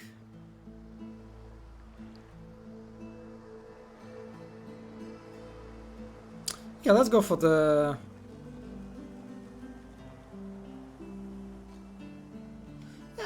Say that a fighter sounds perfect. He should stay true to his vocation. Very well. Onwards then to victory or death. Nod. That settles it. The Red Prince nods and gives you a smile that wavers ever so delicately between courtesy and contempt. Now, as you're aware, you'll be traveling with a prince. Proper forms of address include Your Majesty, Your Royal Highness, or if you're feeling particularly frivolous, Milord. As your luck would have it, I seem to be fresh out of luggage, so you won't be required to carry my belongings. Of course, there are other forms of protocol to bear in mind, but I'll see to it you'll pick up the rest as we go.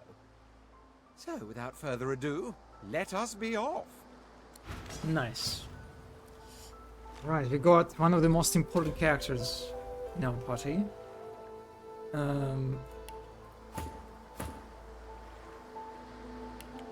Also, another thing that is quite noticeable, right? After Rogue Trader especially, is how the amount of text, right? It's all very like limited. It's like the sentences are short, and there are usually like only a handful of them, right? And I guess to some extent that's also probably a limitation that comes from the fact that you have to voice act, right? Everything. And the more text you have, well, the more resources you have to spend on it. Also, in case of Divinity, if I remember correctly from the GDC presentation that Sven Winkett did, they did the voiceovers. They recorded all the voiceovers kind of late in the development, I think. So I wonder if it was like this very like short I guess like, you know, efficient writing was conceived with the idea that you'll have to record voiceovers for everything, or it was like more of a coincidence. It's just nicer to read. At times the rogue trader slaps you over the head with a huge block of text with 0 paragraphs and yeah, that's true, that's true. I do prefer... I mean... Yeah, in regard to the lengths, in regard to the size of the text that you have to digest, yeah, I do like the Larian's approach more. But it also kind of puts a certain limitation, right, in regard to how much expressive your writing can be. I think, like the Rogue Trader writing felt at times so good in many ways because of how, you know, how unrestrained it was. I'm not sure. Maybe, I don't know. Maybe I don't really have a strong view here.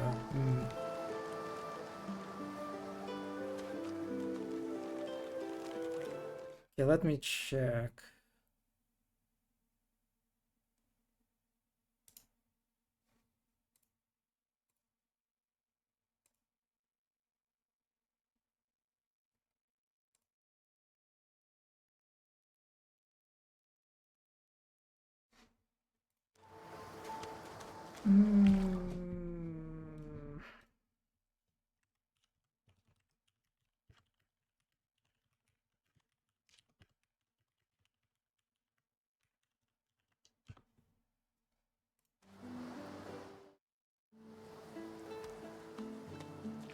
We had like a content warning planned to play today with friends, but I think they already got full team, so I guess I'm not really needed.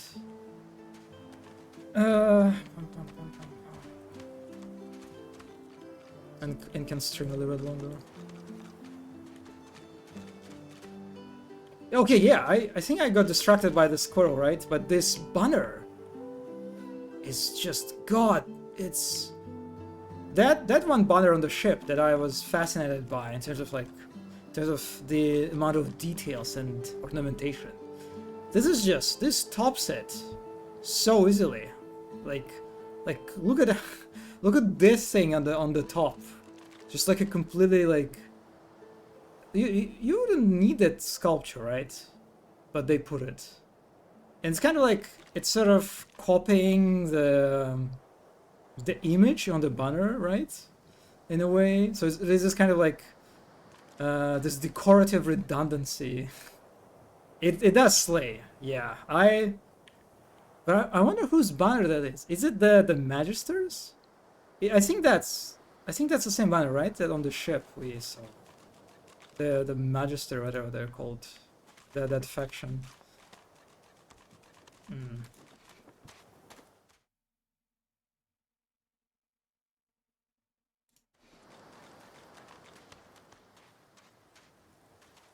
Okay, now it seems that the area starts opening up with different paths that I can take. Right, so I can either go left or right. Let's go to the left first.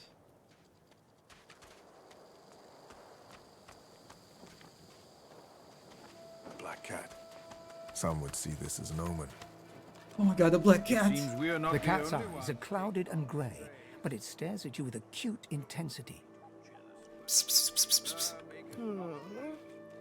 What? How did I get? Hey, stop following me. I insist that you are following it. It approached you. What?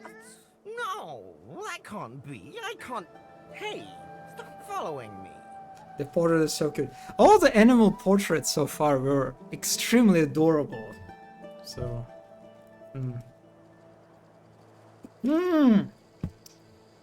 I get it now. I get what works, because the animal portraits are actual portraits, right? They're not just like some screenshots of a character, like character, the creator, right? No, they're like actual artworks. Beautiful. Yeah, the tiny mouse. So I think this is what elevates animal portraits over the normal characters' portraits. in a very like meaningful, significant way. Ask if the cat is if it's feeling okay. Huh? Yeah, fine. I'm fine. I'm not sure. It's all a little foggy. I wonder where he came from. The cat opens his mouth as if to speak, but his eyes lose focus, and with a jerk he turns away from you. Okay, that was a conversation.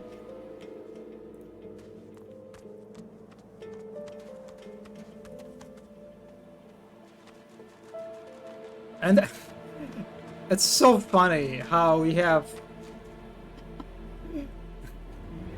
I'm right in the beginning of the game and I already have three animals following me. This is so funny. Cat party, yes. Adorable.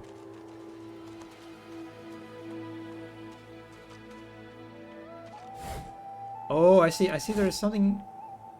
Huh. Oh, I can reach this. Okay. That's how it should be. Also, oh my god, let me...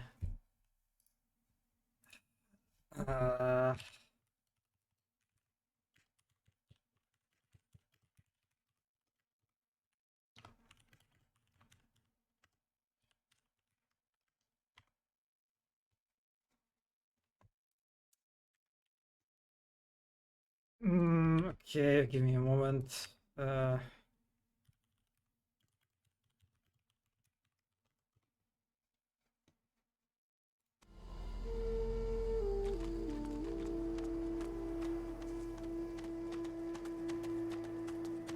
Alright, what do we have here? Great. A skull. For a skull is small. It still oozes sadness and magical potential.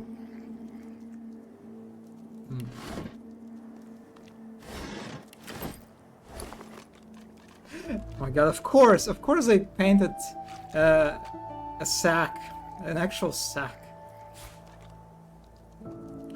Yeah, I wonder, you know, I feel like lots of especially people who were responsible for this UI, right? Elements. They were so relieved. Or maybe they were the one that pushed for, you know, removing all this inventory set dressing for Baldur's Gate, right? They suffered, yeah, like to draw all these bedrolls. Oh, this is how it works. So you need to pick up. You need to rest by using bedrolls. Huh.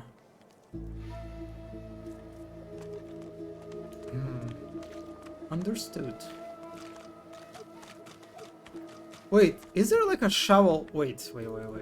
Is there like a treasure hunting like in Baldur's Gate?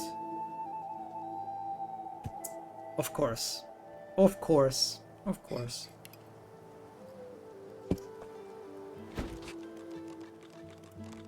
Yeah, it kind of makes sense that they put these items here, kind of like in the beginning.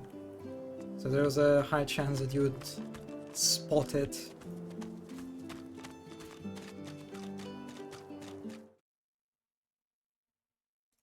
Okay, it seems that I still have the content warning play session, since we will install mods. We will want to install mods for more players. Okay, yeah, so I think I'll stop here for today. Yeah, I've been streaming for almost 4 hours actually. Okay. Didn't really progress that far. But yeah. So I progressed a little bit. But yeah, so yeah, of course, and it is kind of expected, right? That there are lots of elements in Divinity will be perceived as not as good as in Baldur's Gate. It's kind of like I expected that there would be this sort of constantly lingering feeling of inferiority. But honestly, I like it a lot actually, despite all these comparisons with Baldur's Gate that are unavoidable. yeah, so far this game is seems to be pretty promising, actually.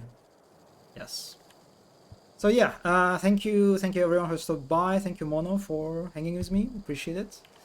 And I will see you, yes, on Tuesday, as usual.